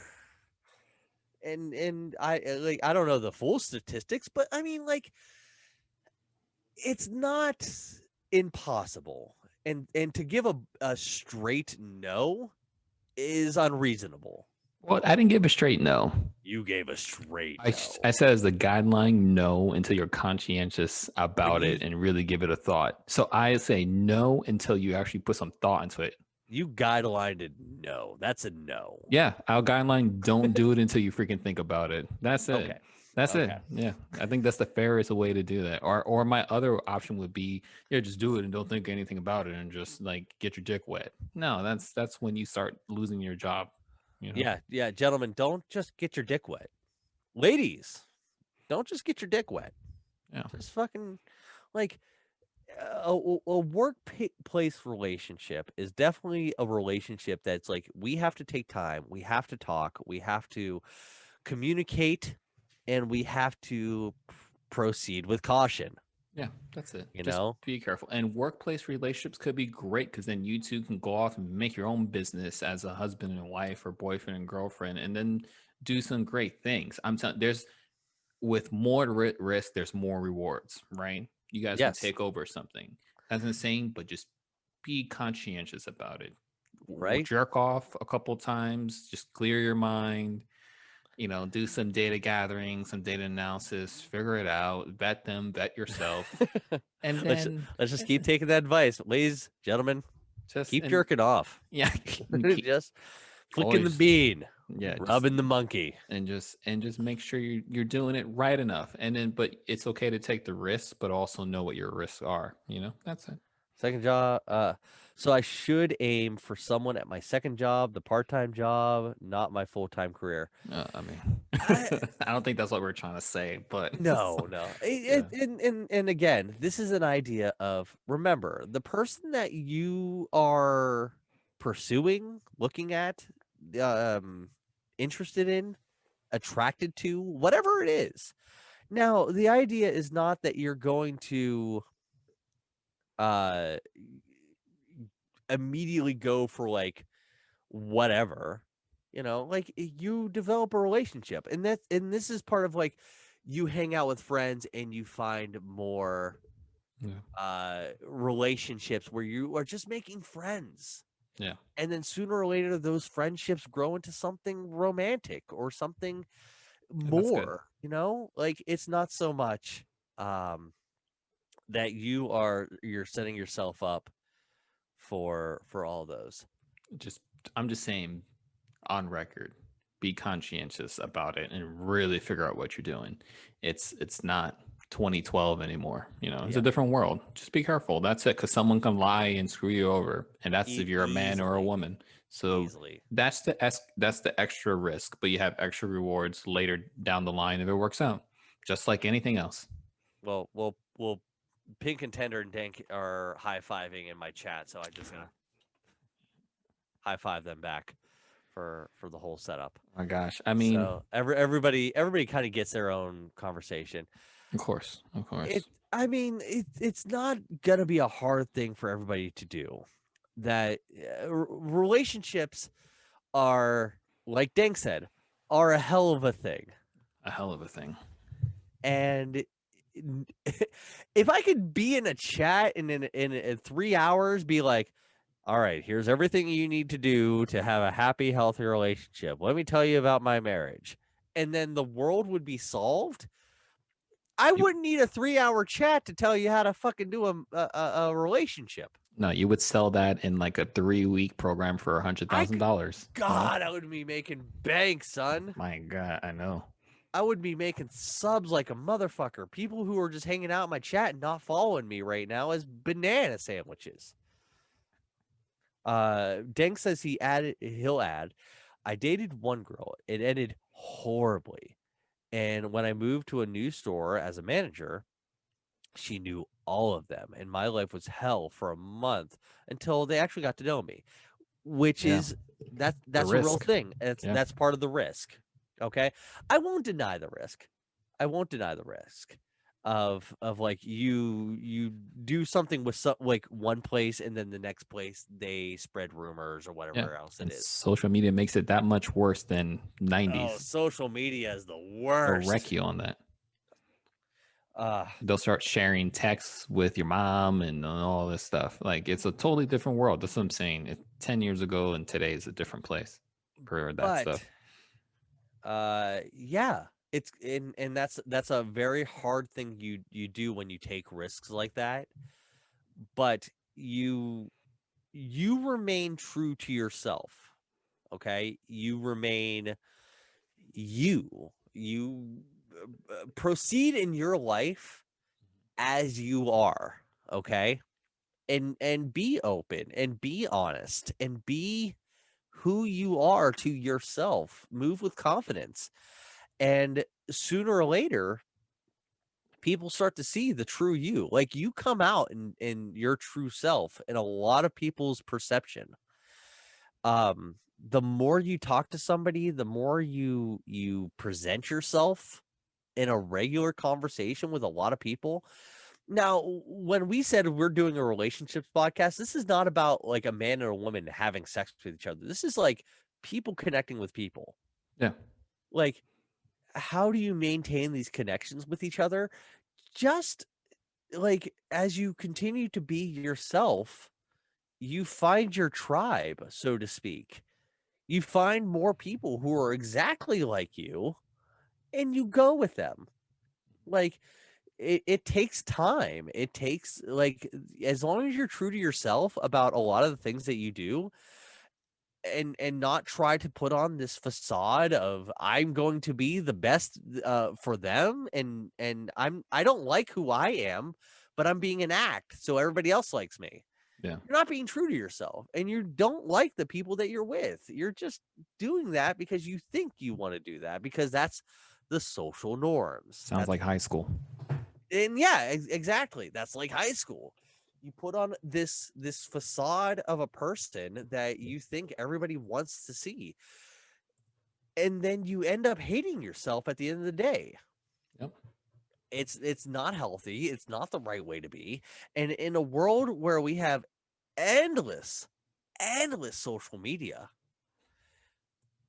like you want to keep impressing people. You don't want to talk to anybody unless you have something to present to that you're the best. Yeah. Fabian says it's hard to be your true self. It is. It is. It is very. I'm not gonna deny you. And It very much is. And you shouldn't be your true self with everyone too, because people can use that and abuse you with it. You got to be you got to be careful with that. That's the cautious motion. Yeah. Like you can be afraid to move into certain sections, but moving with caution with a lot of it. Yeah, just be careful. That's my thing. Just be freaking careful. Don't give everyone your trust, because most of them don't deserve it. Majority of people. Yeah. Don't be naive. Even people you think you should trust, or people that you've known for a long time, you don't. Sometimes there's some people who really don't deserve it, and the wool's been pulled over your eyes for decades. It can happen. Just be careful. Reassess all the time.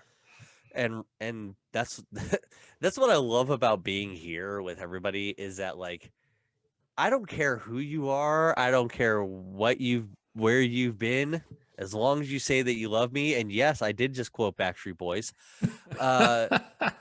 Like honestly though, like meeting people, being a people person and being a people pleaser, watching from the outside is fantastic to do, because then you're better than a lot of people, because you are the observer to the world.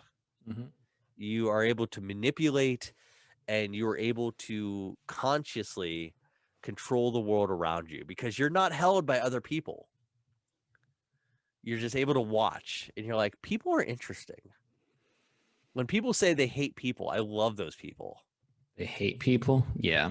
Like, you have you ever met those people? The people who are like, oh, I hate people. Oh, right now in the politics, where they're the people who are like, I hate everyone who's a Trump supporter. I hate everyone who's a Biden supporter. I love those people, because I love to watch them. I love to watch them like fucking monkeys in a zoo. Yeah, they have like crazy eyes and everything when they're talking about it. Because like, you get to observe a different world of life that you just don't understand, and that you're trying to understand so hard. And it's like National Geographic. And that's what I love about those people. Like I don't love them, like they're hateful people, and I'm like, I hope they can learn.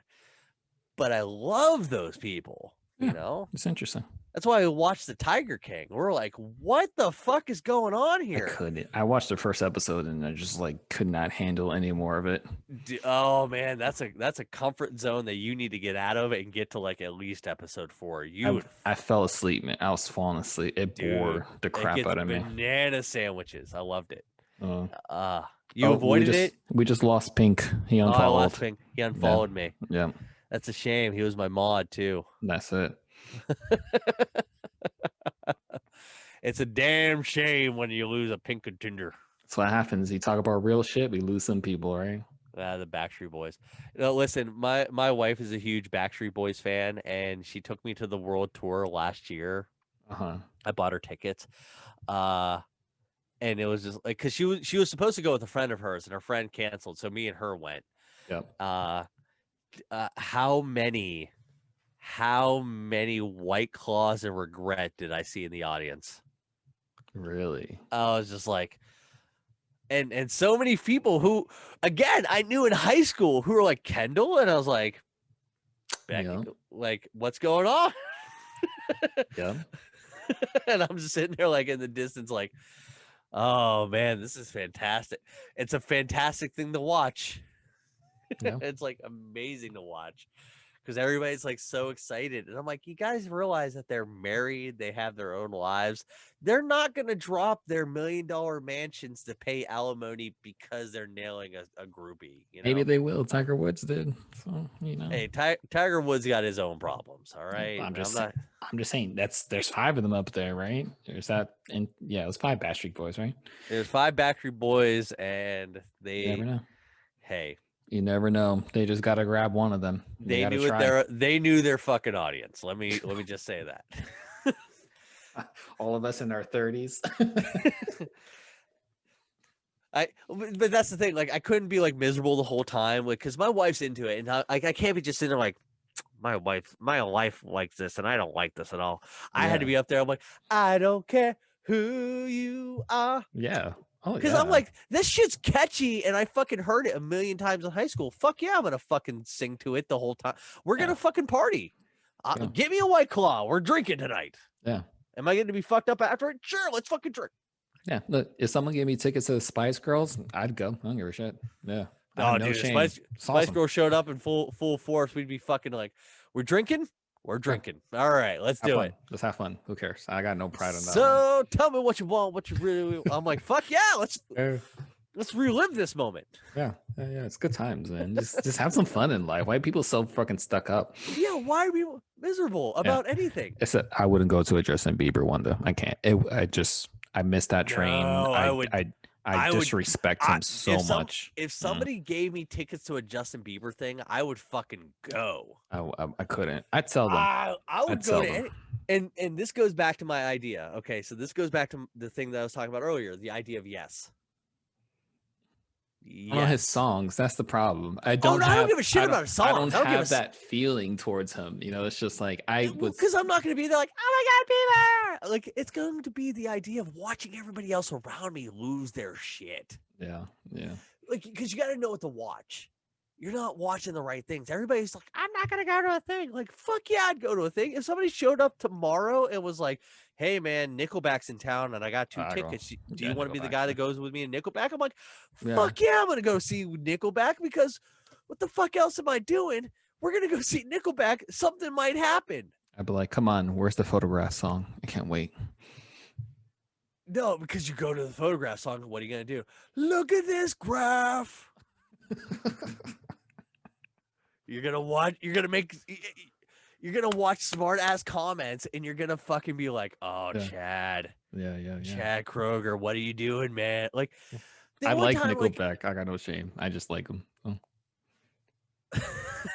Like, I'm not saying like, oh man, I'm gonna go and love them. I'm gonna go and fucking watch everybody else in the world lose their shit. Yeah, it's like transporting yourself back when they were super famous. You're with your little group niche. It's time travel too. And I want to be in the audience in that Brazil show. Like, look up, like if you look up Nickelback in Brazil, right, and it's like a bunch of people are booing Nickelback, and Chad Kroger comes on stage and he's sitting like, do we got any Nickelback friends out there? And somebody hits him in the face with a beer bottle immediately after that. And you're just like, you can't beat that response. And he's like, all right, I guess we're done. You're like, I was there live. Like, you have a story you get to tell. Yeah. Well, that's the thing. It's about life experiences. Yes. And I will always say no to a Justin Bieber life experience. I have to be brought by someone very special to do that. That's my one resistance. I'll be resistant to that. This is the one thing. I'll go to anything else. Justin Bieber would be so hard for me. For my Canadian fans out there, I want you to listen to a great Big C song called "Bring On the Clowns," where it's pretty much bring on the clowns, the jokers and buffoons. I've had the time of my life in the life of my time in the company of fools, which is like, I would rather watch everybody in the world be insane and crazy and do these horrible things than try to pretend that I'm something that I'm not. Okay. So here's the question. Will you go this Thanksgiving, Black Friday, to the craziest ass Walmart just to experience Black Friday? Yes. You will? Yes. If it was just like the matter of fact of like, hey, I want you to go to Walmart and I want you just to watch how insane it gets. You know, you gotta be in it. You gotta be like, if you're in the mosh pit of it, like dude. You gotta be like at the gate and you have to run, not get trampled. Maybe you will get trampled. Like, check this out. So check this is my life.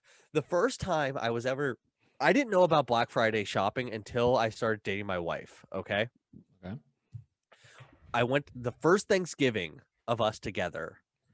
The second the dinner was over, like, I mean, the plates were in the dishwasher and we just sat down.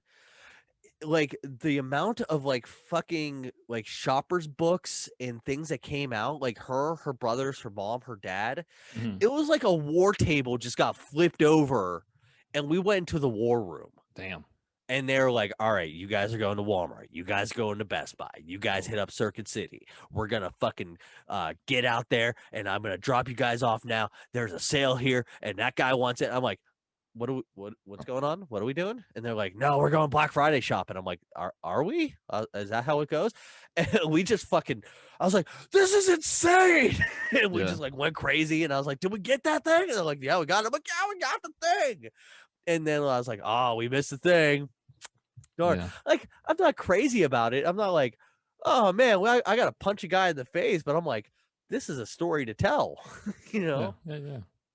Let's see. But Walmart Black Fridays aren't a thing this year unless you're in the South. Then it's going to be a thing. It might even be like the best year to do it this year, because like there's going to be at least one place in the South where there's a Black Friday going on. And it's going to be traditional.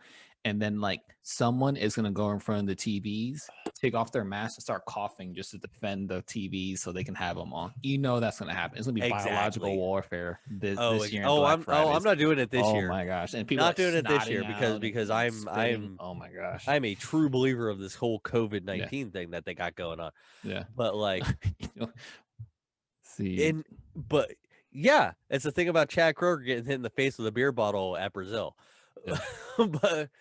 but like it's insane to watch. I love watching that crap. Oh, I love it. Yeah, I watch YouTube. I'll watch like Russian car crashes, like just as I'm doing other stuff. Yeah, because you love watching it. And then when you go into these worlds of like Walmart on a Black Friday, going into like a Nickelback concert, going into these crazy places, AOL chat rooms, Jesus. But like the idea that you're watching society happen and observing it and then taking in like, what is the thing that people are going crazy about and why are they going crazy? And there is a group of people.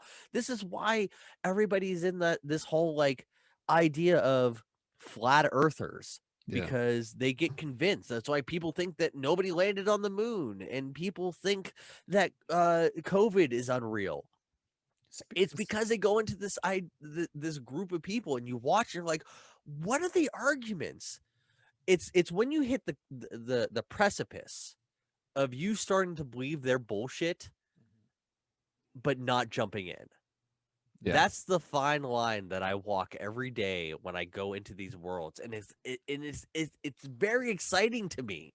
Yeah, very exciting to me because you're like, all right, like convince me to the point where I'm almost convinced. It's like edging. It's like it's you know what I mean? Like because you're just like, this is about to get real good, but I know I'm not going to get crazy. Yeah. Like I know that this is going to be fucking. Okay. This is gonna be wild. Yeah. Well, you gotta practice a lot of Kegels to edge well. So you gotta Kegel it. Yeah. But you get what I mean, though. Yeah. No, I gotcha. Well, I mean, you're literally critically thinking. You can go anywhere, and you're not going to be consumed by the group think. You can critically think for yourself, enjoy yourself, party with them, and go. Right? Like if you can join the cult, but get to the point where you're the only person who not drinks the Kool-Aid, but everybody else drank the Kool-Aid, and you're like, oh shit, fucking awesome. I didn't drink the Kool-Aid, but now I have a story to tell. Yeah, my favorite thing is to go to a party and watch everyone get wasted and me not have a drink. It's hilarious, the things you see. Yeah. Real talk. Appreciate this very much. This is exactly what the world is missing today. Talking to each other, seeking to understand. Exactly. Yeah, thank you. Thank you. That is the greatest compliment I can probably express to the idea of what the show is and what it becomes.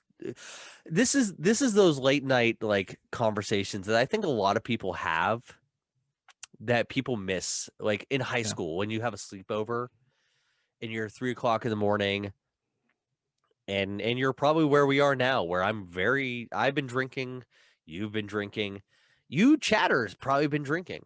Yeah. If we had Jared here, he'd probably be smoking a very hot bowl. Bro, he might have run out by now. I mean, gosh, he would have smoked so much. It'd have been great. But like we all sit here and we just like have this conversation, and this is a lot of things that like people don't talk about. They're afraid to talk about, and I appreciate that. Thank you so much. But But yeah, if you have any topic that you want us to go off of, I'm drunk enough to go off of right now. Chat, give us a topic real quick. We'll just go on the fly. Yeah. Give me something weird. Give me something like. But way better than butt stuff. Or like we said, we did that and it was really easy for us to do it. We need something. Yeah. I'm super easy to do butt stuff. Don't clip that. Oh, it's getting clipped. That's the beginning of this As soon episode. as you say don't clip a thing, it's immediately getting clipped. It's gonna be sitting in my Discord where it's like, Kendall says I'm really good to do butt stuff. Let's see how deep. What was the time on that? 3:27. Got it. Thank you, Dank. I try to provide style and grace when it comes to this stream, and I think we're doing a successful job. The clipping. What's clipping? Oh, he's right now clipping. Oh, clipping. I thought that was the topic. I gotcha. Yeah, 3:27. 3 hours 27 minutes. We got it. Yeah, no, he's got it. He's a professional. Yeah. Butt stuff for Kendall. Hashtag. I'm just saying, like, it's nothing crazy. But give us a topic. Any topic that you think is uncomfortable, I'll maybe do one more shot and go right at it. Yeah. We're here for it. Something you wouldn't want to talk about, we will talk about. In a general sense. And like I try to be and this is what I talked about last time, which is we are not professionals in any sense. And if I'm wrong on any of my subjects and offensive in any of the ideas of belief, then talk to me about it. And I'll go off that topic of the topic of offense, that people get offended very easily off of things. I don't like people who get offended very easily. I know it's a coward's way out to understanding new thoughts. That I will never defend someone who gets offended easily. You're just coward. Dating horror stories for an episode. Oh my gosh, Kendall, you have. I mean, do I have any horror stories? I know you've shared on your. I've had horror stories. Yeah, Pink, you got some horror stories? We might just get you in here. Yeah. You can share some. I mean, the worst. Yeah. There we go. We're going to have to get Pink in here. How about next Wednesday night, Pink? We get you in here for horror stories. Horror stories, and maybe we'll fix up your dating app too at the same time. We'll scan it. Oh, no, I will. Share. I'm going to share your screen on Zoom. Yeah, I'll totally redo it. Kendall, there's actually a dating app. They had to be in a big city, but it's called like Journey or something like that. I forget the name of it. Is it any way you want it? That's the way you need it? Any way you want? I wish. I forget the name. It's not called Journey, but you and I can control someone else's dating profile and talk to the people for them and all of that stuff, and then set them up on dates. Are we listen, if our Wednesday night Twitch stream turns into like, hey, we're gonna fix your dating app. Yeah, I'll give you game. I'll give you the game that you need to find the kind of person you're looking for. You're gonna need a drink. You're gonna need at least 2 drinks. 2. Yeah. Yes, at least 2 drinks. Yeah. Because we are 2 drinks in. Yeah, that's mandatory minus unless you have a medical condition or religious, reasons. Then you're gonna have to do 2 waters and just make me believe. That's it. Hey, here's what I learned: if you donate a kidney, you can still drink. Yeah, nice. True story. I love it. So, I mean, but it's I would absolutely love it. I would absolutely love it. All right, so Pink next week. We already got it. We got Pink locked in. Yep. I'm also gonna date a girl from the barbershop. Burn the apps, go to the ground. Date that girl. From the barbershop. Date that girl. There's a girl working at the barbershop. Hey, she might. She might. You gotta get the sweet ones. The ones who can take care of the hair here. Yeah, no. I don't know. There's a difference between a barbershop and a salon. I thought like barbershop was for men and salon was for females. I mean, like, I don't know anything about that world. It's just my assumption. That's because you don't have a hair. Not anymore. Boy, I used to, but it's so much nicer without hair. I'm gonna tell you. I got over it. Get a girl that can cook or cut hair. If she can do both, you're golden. Okay, I'm gonna take that sentence. I'm gonna turn it around on you. Good. Gentlemen, what are you doing for your ladies? Where no, check this out, because how many times has it been a guy who's been like, get yourself a girl who can blank, right? Okay. All right. So what's the sentence for a lady? Ladies, get yourself a guy who can Provide, provide, protect, protect. give you kids. Isn't that like every? Yeah, it's just the same trope. Just like cook, clean, and have sex with you. It's the same three, just for men and women. Yeah, it's the same thing. There's a trope for women and men. There's nothing.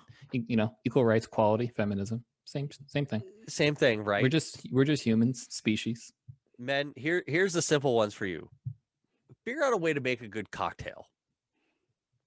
She likes to drink, yeah. I mean, cook for a woman, man. Cook for a woman and really cook it with some love. Learn how to cook, fail in front of them, not too much, but at least try and have a backup. No.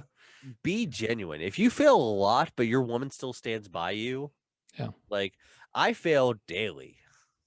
Yeah, that's fine.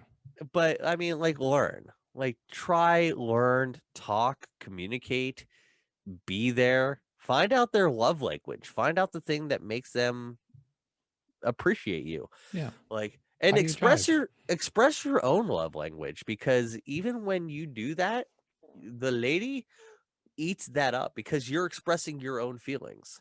Yeah, and you're expressing what you want.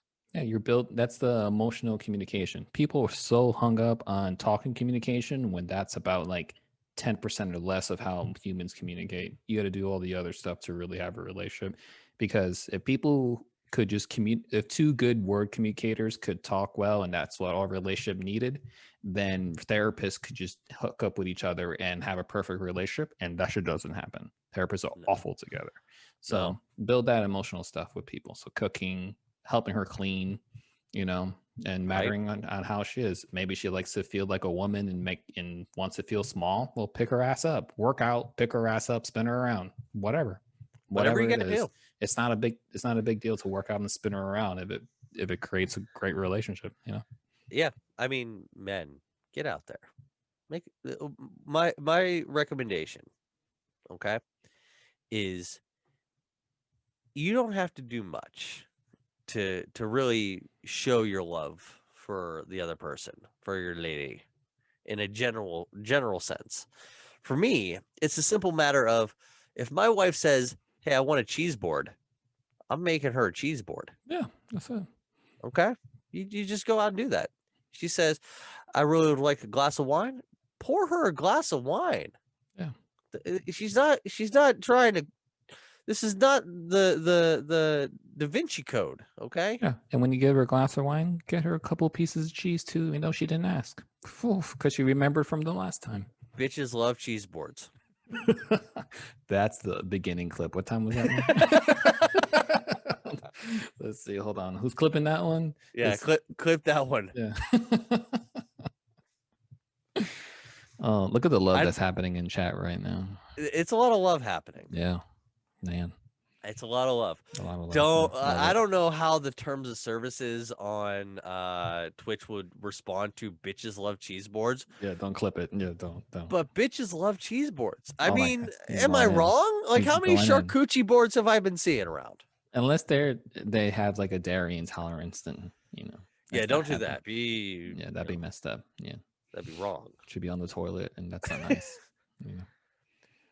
No, I remember this is gonna be between us, you, me, the internet.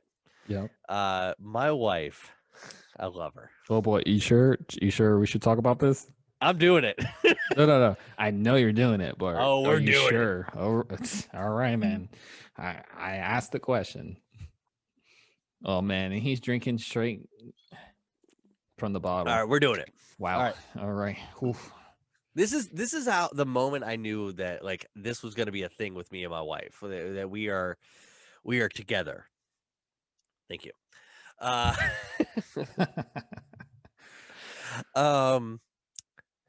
So I'm a year older than my wife. Mm-hmm. I turned 21. On my 21st birthday, I went out and got blackout drunk. So blackout drunk. It was insane. My wife That's by 2020 we have to redo Borat stuff, by the way. She turned 21. And like I went out to her 21st birthday. She was supposed to have a girls' night. Okay. And I went out and we were at the bars and she was partying with the girls and having a great time and having fun. I went out, I had a beer, and I went back home. I went to my apartment. It's 2 o'clock in the morning. This is when we were still dating. Okay. Her friends, the people that she trusted, dropped her off at my apartment in college. Jesus. 21, drunk. It's like sheep to the slaughter. Good. And was just like, here you go. It was not like, hey, we got you this sexy little minx who's ready to go at 21, like Party City. It was just like a shameful, like all of my roommates were asleep. 2 o'clock in the morning, she's throwing up in my bathroom. Oh. And she's like, why aren't you doing anything? And I'm like, who told you to live here? Like, you're going to wake everybody up. Yeah. Like, you're not taking care of me. I was like, this is not my night. This was not my responsibility. Yeah. Ended up taking care of her, getting her into bed, and just petting her head. I'm like, you're so beautiful. Like, it's fine. You're great. You just go sleep this off. This was a good night for you, huh? And that's why you're married. And then we got married about a year later, where I'm like, okay. Yeah. Like, you take care of her. You do what you got to do. You understand, like, problems happen, and then you just like, this is a story that's going to happen later. Yeah. This is like, because we've all done it. Like, when my 21st birthday, I ended up getting so blackout drunk that my friend had to carry me like a baby 20 blocks back to our apartment. Jeez, nice. That's how the world works, is that when you can find that kind of love and relationship. Yeah. You know? Have they given us a topic yet? No, they pretty much damned me. They talked about their own bullshit, and That's fucked up. I don't know. I know. That's why I don't interact with chats anymore, and nobody follows me, and my Twitch stream's gonna die. Oh, your 21st alone in a dorm. Topic for next week. We got a topic for next week. We need a topic right now. For right now. Do you want me to tell you about my 21st birthday? Because it went well. I mean, I lived. Well, you definitely live. How about this, Chad? Do you want to hear his 21st birthday story today? Or are you going to give us a topic? It's one of those. It's one of those. We can either answer your question, or I'm going to tell you about how I got very drunk.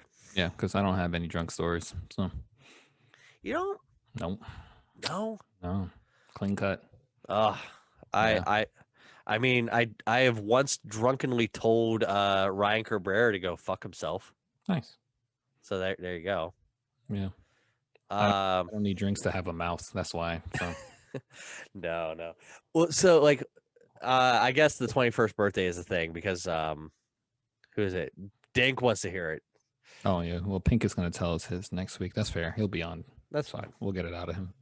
No, my 21st birthday. So it was kind of like all of I'm the youngest of all of my friends. And so like all of my friends went to bars, and then I'd show up for their birthday parties, and then I couldn't go out with them to the bars. And so I felt like left out for a lot of them. Okay. Since I was the last one to go for my 21st birthday, we went all fucking out. Yeah. In Pittsburgh, we have what's called East Carson Street, which is 21 blocks of straight bars. Nice. Every place it's either a bar, a Chinese restaurant, a tattoo parlor. That's it. Wow. So it's like have fun at the bars, Chinese food's delicious, and make this mistake while you're drunk. Yeah, while you're doing everything, like one of these things is gonna happen. It's just straight 21 blocks of bars. Yeah. My friends had an apartment on the 23rd block of East Carson Street or so, and when we got to the house, they had an apartment that they called the Pentagon because there's 5 of them that lived there. Okay. And so we got there, and we started what was called the bowl game, which was like a new invention of like us drinking. and it essentially boiled down to, you had a bowl in front of you, whoever the birthday person was, and they give you the bowl, and they would pour alcohol into the bowl, and you just drink the bowl. Okay. That was the game. Yeah. It was not a fun game. There was no real rules. It was just you drank what was given to you. So this is like alcohol poisoning edging. Yes. Yeah. And they're like, "Happy birthday, here you go." And they like made a mixture, and I fucking drank the bowl like Ogre from Revenge of the Nerds. And they're like, "All right, we're going to the bars." And so you have to do like the drunken mile, because at the 23rd block, it starts very simple and easy with like a very shitty dive bar called Kowalski's, and you drink there. And then it ends with you going to a biker bar called Jack's, which has a big bright neon sign, and it's you just go there and you fucking drink. Yep. So we started there. We went to Kowalski's. We had a beer. We talked to the other people who were fucking miserable drunks at the end of the bar, who just got done with their steelworker job or whatever it was, where it's like, well, here's my paycheck, I'm just gonna go drink. Yep. And you do that. We went to a place, it was called Fatheads, and we got wings. We met up with a bunch of other people who are friends of ours, who just so happened to be like, "Oh, it's your birthday, let's go drink." And we would go drink. I ordered like 3 Kings and then some kind of beer called Nosferatu, and I drank that. And after I drank Nosferatu and walked out of the bar at Fatheads, everything became a blank to me. I don't remember anything after that. It was just telltale stories, and then like Memento style flashes of consciousness where I was like, what am I doing? And then taking off. Yeah. Where I was like, apparently I in my own head, I was like, hey guys, let's head down to Jack's now. Let's just get it done, because I feel like I'm going to die. What they heard and they told me is I said, hey, girl dicks, we're going to Jack's. Okay. Yeah. And we started walking down the Jack's. But like, I didn't have control of my body, and they're like, you looked like the fucking robot from Pacific Rim. Really? Where I was just like, like fucking like chugging my way down the street. And so they got me down the Jack's, and I apparently tried to fight somebody. Nice. And then they told him it was my birthday, and then the guy bought me another drink. That's how guys are, man. We're like, oh, okay, we got it. Like, it makes sense. This guy's being an asshole. I'm gonna fuck him up. And they're like, no, it's his birthday. We're not gonna do that. And they're like, oh, we're such bros, man. We're bros. Fucking get him a drink. And they got me a shot. And then we understand. Like, that tipped the diesel engine over. Yeah. Because I was like, I'm gonna head to the bathroom and throw up. Nice. And start going that way. But then my friend caught me, and she was also drunk, and she was like, you're my best friend. Like, I can't believe we're 21 together. We fucking made it. And I'm like, I need you to move. Yeah. I need you to move now. And I just threw up behind the bar. Oh, yeah. And then the bartender was like, get your friend and get him out. Yeah. And so I walk outside, and they're talking about, this is before Uber driving. Scorpion, you need to get out of here. You're not allowed to be in here. You're under 18. Get out of here. So we're at outside of the bar, this biker bar, and we're just talking, and they're talking about how they're going to get me back without like an Uber driver, like call a cab, or they gonna just walk me home or what. Yeah. And I just kneel down next to the bar and just continue to throw up. Yep. Because that's what you do. You're 21, you're filled with alcohol, and you're just like, I guess this is like I was kneeling like I was about to be knighted. Yeah, you usually bow into the porcelain god, but this time you bow into the brick wall. Yeah, I was just like, all right, for my lady, blah, and like called it a day. But when I look up, I see shoes, I see pants, I see gun, I see uniform, I see badge, cop just standing in front of me. Uh-oh. And I was like, oh no. My friends say they have never witnessed a man sober up so fast. Because I looked him dead in the eye. I'm like, sir, I've had a little too much to drink tonight. My friends are right here. We are not driving. And I'm going to walk myself 20 block, or we're going to walk back to the apartment and I'm going to rest up. And then the cop turns to my friends. They're like, you got him? And they're like, we got him, sir. Don't you worry about him. We'll take care of him. Yep. And they're like, okay. And then I was like, all right, guys, somebody catch me. And I passed out on, like, face planted on the street. Oh my gosh. And Jared, fucking baby carried me, fireman carried me 20 blocks and put me back. And I woke up like Edward Cullen from Twilight. I was just like pale. Yep. I was sick. Sparkling. And I woke up the next day. I was sparkling. Yeah. For whatever reason, because you drink, you sparkle. Yeah. And I was like, what the hell happened? They're like, oh man, here's what happened. And then they regaled me in the story. And I was like, that's incredible. Like, I'm really good as a drunk. And they're like, you did great. Good for you. I was like, thanks. So, oh my gosh. it was so fucking wild. Like, and to witness other people do it as 21-year-olds, like, it's amazing to watch. Yeah. Like, we dyed a girl's hair green on St. Patrick's Day because she got too fucking wasted. Damn. Like, oof, that's like a crime. Well, it's funny, but it's like a crime. Yeah. Well, because we do St. Patrick's Day here, we have a tradition of planning to go to the parade here in town. We never make it because we always get sidetracked about something. So one St. Patrick's Day, we go out drinking, as we do. It's a 24-hour drinking fest, and the parade is like 10 in the morning. So we spend all night drinking. And the next morning, everybody shows up at this house. We're continuing to drink. And one girl who is like 80 pounds starts doing fucking Irish car bombs because she finds them delicious. And then her friends show up and she's like, we're doing more Irish car bombs, and continues to drink. And we're like, oh no, this is going to be bad. Yeah. Meanwhile, this is when I'm in my single phase and I'm trying to get my dick wet. Oh God. And I'm chatting up a girl at this party. And we're on the bus. We're trying to go downtown. We're trying to do that. And me and the girl are at the front of the bus talking. And I was like, hey, so we're going to go, come back and hang out. They're like, yeah, it's great. Everything's going well.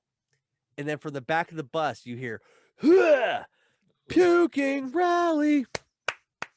And I was like, man, I'd hate to be at the group that is. Yeah. And then it's my friend who's like, hey, man, we got to get off. And I fucking like, damn. All right.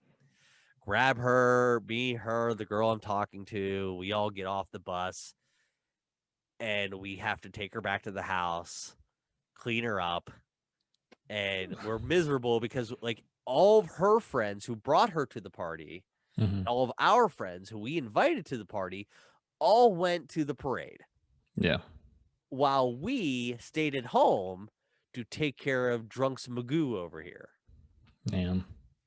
It was just, and then while we're talking to her, she's like, the girl I was talking to, she's like, I'm a hairdresser. I could dye her hair. Shit, for real? Wow. I was like, really? Damn. And I'm drunk enough to let you do it. Let's go ahead. That's good revenge. That's good revenge. Right. I like it. And she's like, you guys are my best friends. I love you like so much for helping me, like take care of me. And we're like, no, you're doing great, hon. You're fantastic. It's okay. Yeah. We're just going to massage your head for a bit. Yeah. And then she woke up and it was, we thought we were getting revenge, but she's like, did you guys dye my hair green? And we're like, yeah, maybe you learned your lesson. She's like, I fucking love it. And I'm like, oh, jeez. Fuck. I guess it makes sense. Look at how she was drinking and what she was drinking. So fair enough. Yeah. So, I mean, we only dyed her hair green. We didn't take advantage. And we only did it with like yellow food coloring or something like that. Yeah. It wasn't permanent. Yeah. And so we're like, you can just wash that out. She's like, no, I'm going to keep it for a while. Can you guys like do it later? We're like, fine. I guess we're going to fucking. And then me and this girl didn't even hook up because we're like, "Are you miserable?" And we're like, "Yeah." You want to just go sleep? We're like, "Yeah." All right. So and she cock block you. I was like, "Son of a bitch! Drinking sucks." Yeah. Yeah. But here I am. Do I have anything? I'm checking all of my alcohol on my table. I'm like, did I finish all of my drinks? Like, well, it's all done already. I guess we're done. Damn! Wow, it's the first time we've run out of alcohol.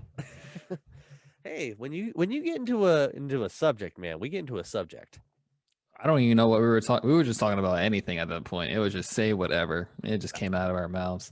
I mean, we hit that danger. We're like relationship. Talk about politics. Okay. Okay. No more politics. Oh no, like. So I don't know if everybody else has this kind of situation. In Pittsburgh, we have the Pittsburgh goodbye, where you say goodbye for at least a solid 2 hours. Where it's just like, all right, I got to get going. I'm gonna head out, and they're like, hey, I'll catch you later. You guys have a good day. Oh, I saw Deborah the other day. Like, she says hi. She's like, oh, Deborah. Oh, I haven't talked to her for forever. And then you get into a new conversation. Yeah, the Irish goodbye. Yeah, exactly. It's that idea. Like everywhere you go. Like I think white people have this. I think this is a white person thing, where you try to say goodbye at any function that you're doing, and then you get into a new conversation. Yeah. Like, all right, I think we should wrap this up. And then somebody's like, yeah, I mean, this has been real good. I'm really tired. Like, oh my God, I was so tired the other day. Like, good thing you said that word, because I'm going to remind myself of how tired I am. Yeah. Hold on a sec. Pink said Irish goodbye is when you leave without saying a word. So what was Kendall talking about? What should we call that one? What should we call it? I think mine is the Pittsburgh goodbye. Yours, the Irish goodbye is when you just leave. So what's the Winniski goodbye? What's that? It's when you take 30 minutes to say goodbye and then 30 more minutes to get into the car. Yeah. Okay. Yeah. Yeah. That's what it is. That's a similar concept where you take such a long time to just be like, oh, hey, I'm going to leave. I got to go. The missus has been calling me for a while. Oh, tell her said hi. Oh yeah, no, I'll totally tell her. She just did this thing. And then you get into a new conversation. Yeah. That's every family. I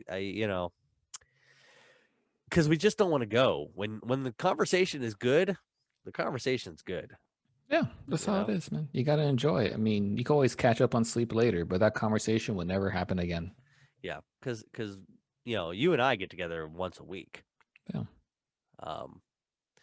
But I mean, if everybody else kind of has that idea, if you have the same feelings in your family and your life, and you're like, I thought I was the only one.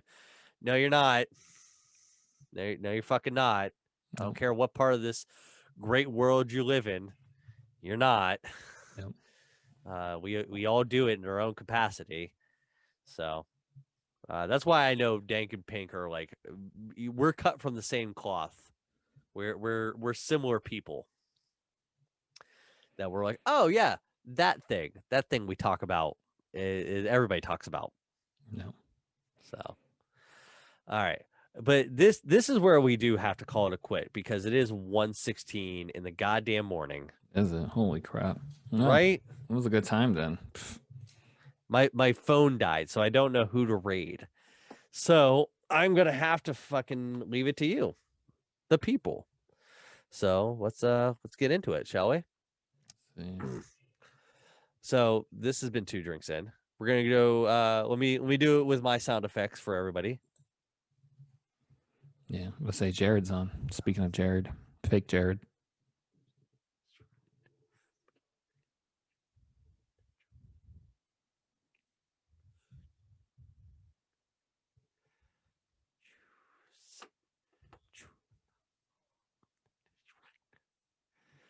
All right, so we have either Jared T or Shrouded by Wings for tonight.